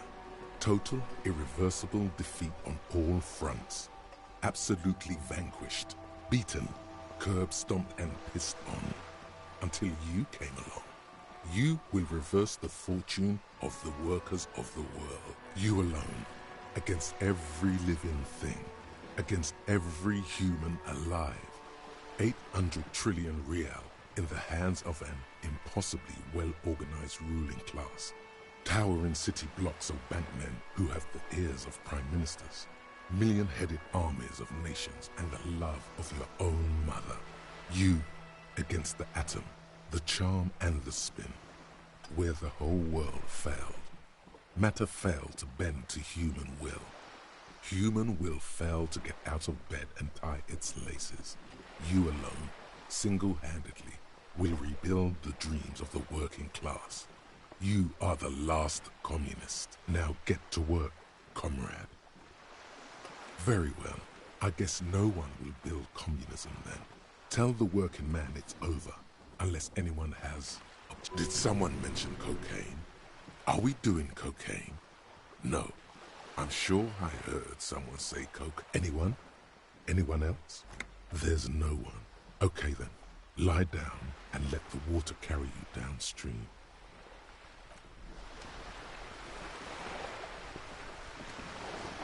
This is not going quite as I hoped it would, Detective. Honestly, I was expecting you to use your unorthodox technique to keep her off balance, and not volunteer us to be her henchman. This woman is running circles around us. She might have known about your misplaced badge all along, or she's simply an adept improviser. Either way, we've played straight into her hands. No, if there is reasonable suspicion, we must investigate. Otherwise, she could claim we're siding with the Union, or that we are on their take. What I propose is, we ask her, then we investigate, briefly. But do not share the outcome of this investigation with her. We tell her it's done and demand for her information on the lynching.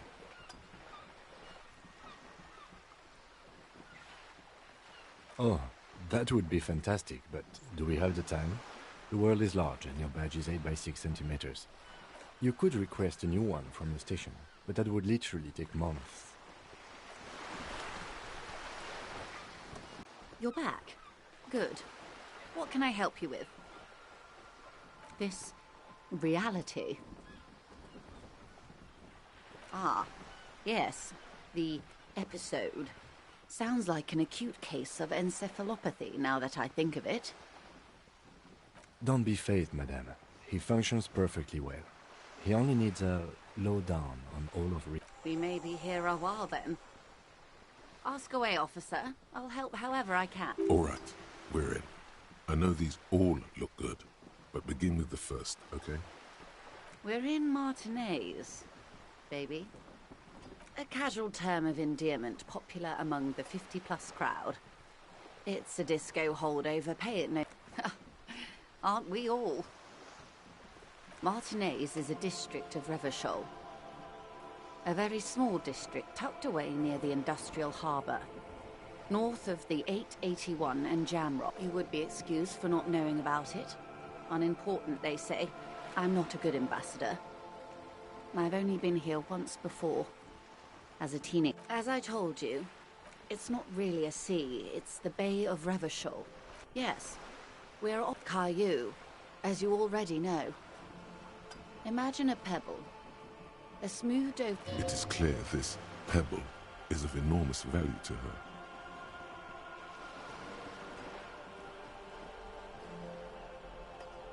Revachol, the great kind, history detective.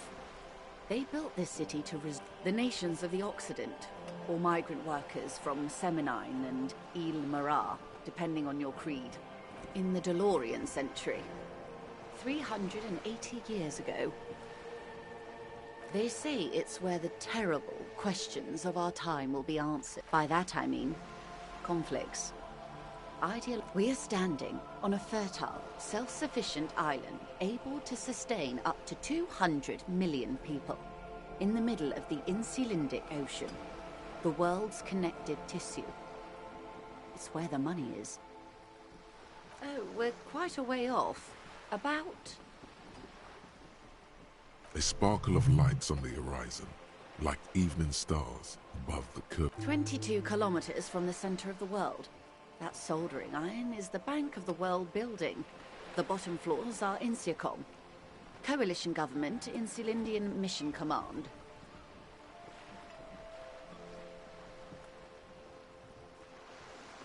Silence. She lowers her hand. The water, the light. It's as there is no recognition. Only the immensity of the sea and the cold radiating from it. We are where we are. I have no truer answer to give, unfortunately. This is one thought you need to complete. Where are you? Was there something else you wanted to know? This has been informative. Thank you, ma'am. I'm sure my memory-impaired partner has many more questions to ask. Might I suggest not asking them all right now? Ma'am, Messier will be here later too, and tomorrow. Isn't that true, ma'am? Absolutely. My commitment here is long-term.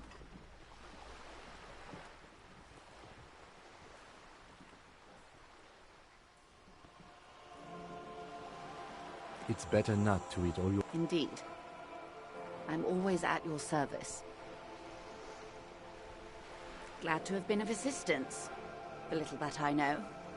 Anything else? It's quite straightforward. Someone is using Terminal B to smuggle raw ingredients from the Samar and Isla. Ingredients for what? Meth and dextroamphetamine, GBL and various synthetic psychedelics. Honestly, it might be quicker to say what... Shit, yeah, baby. It's the party pipeline. Why would you want to shut that down?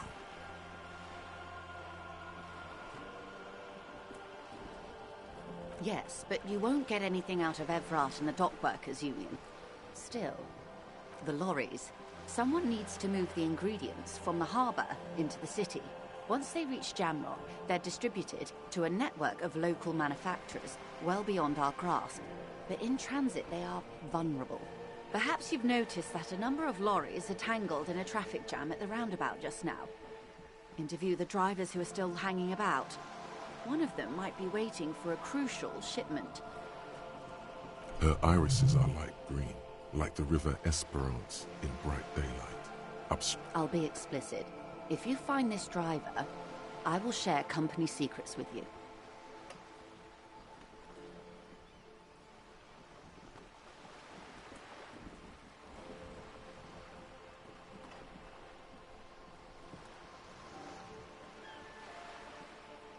Yes? Excellent. According to my reports, there are at least 3 lorry drivers lingering near the roundabout. Hopefully one of them will know something. It may come to nothing, or it may just blow the case wide open. I suspect the traffic jam won't disperse for a few more days. You should have the time you need. In the meantime, let me know if there's any other way I may be of assistance. Is what you want to say, but it isn't that easy, is it? Look at that lady. Take a gander. Squint your eyes. A well-kempt, yet tastefully short bob of dark hair. Despite the first hints of grey, she's elected to keep it au naturel, shaped into a permanent wave. Late 40s style, positively statuesque, while dull orange pearls hang from her earlobes, red from the cold. Her light green eyes and worry. Wealth and all its possibilities. Now look at you. You misery-clad simian. Barely able to tie your own laces. Your armpits are lakes. A scythe of booze precedes you. Your hair sticks to your forehead and your underwear feels uncomfortable. You're poor. Poor as balls. You can't ask this person for money. You're too...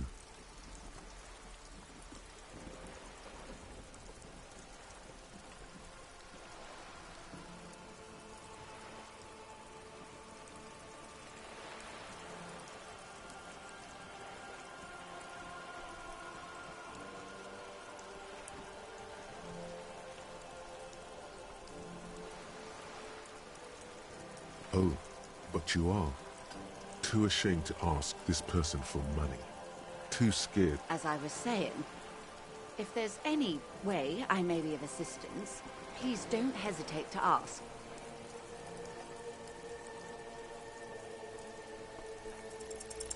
Voila, you're doing it. Really put your back into it. Yell it from the top of your lungs.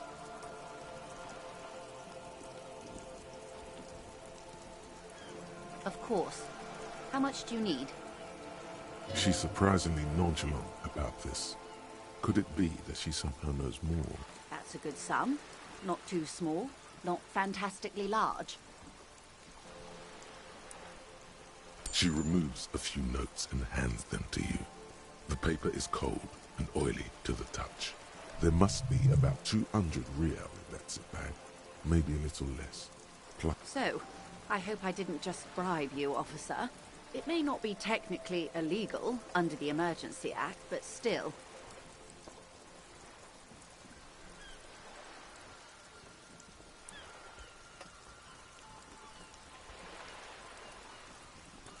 You're right, man, that donations are permitted under the Emergency Act, unseemly as it may be, as long as they're properly logged with the precinct. Which he most certainly will do. Now, how else can I help the RCM today? Besides supplement... Of course, Detective.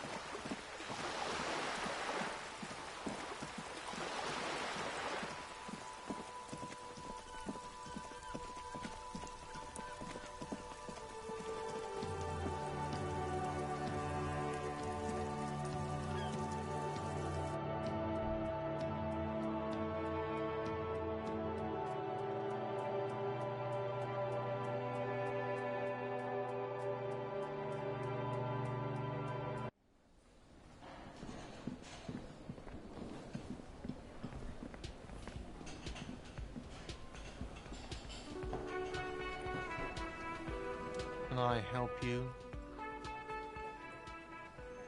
Yes, have you got it? Well?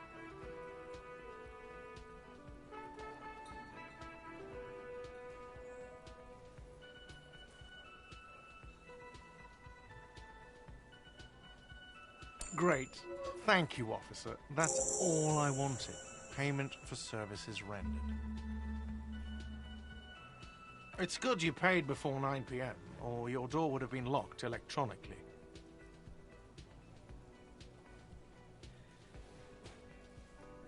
Please pay for each night in advance starting tomorrow. 20 real per night. I'll take a room here too. Of course. Always happy to have officers from the RCM as guests. Anything else I can do for you? Absolutely out of the question. Absolutely in the question. First we find a sad banger. Then we sing this place to shit.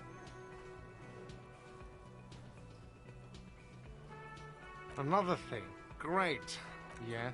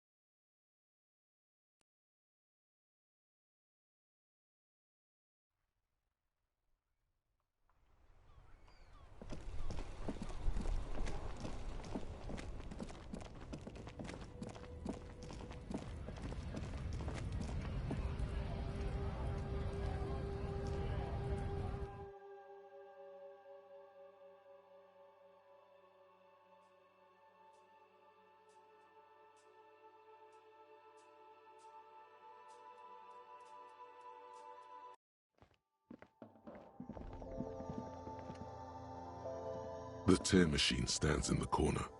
A sign, your bottles clunk into the machine, and the money appears with a satisfying jingle. Do you know what you should do with that money, kiddo? You should buy more alcohol. Enter the endless cycle of consumption. The tear machine stands in the corner. A sign says 1 bottle equals. No.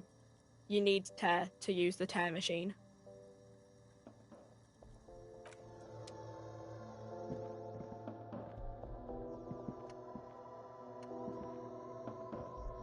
You see several packaged raincoats fill a low shelf beneath a display of croissants and juice bottles. The raincoat... Here you go. This will keep you nice and warm out there. Good choice, if a bit goofy looking.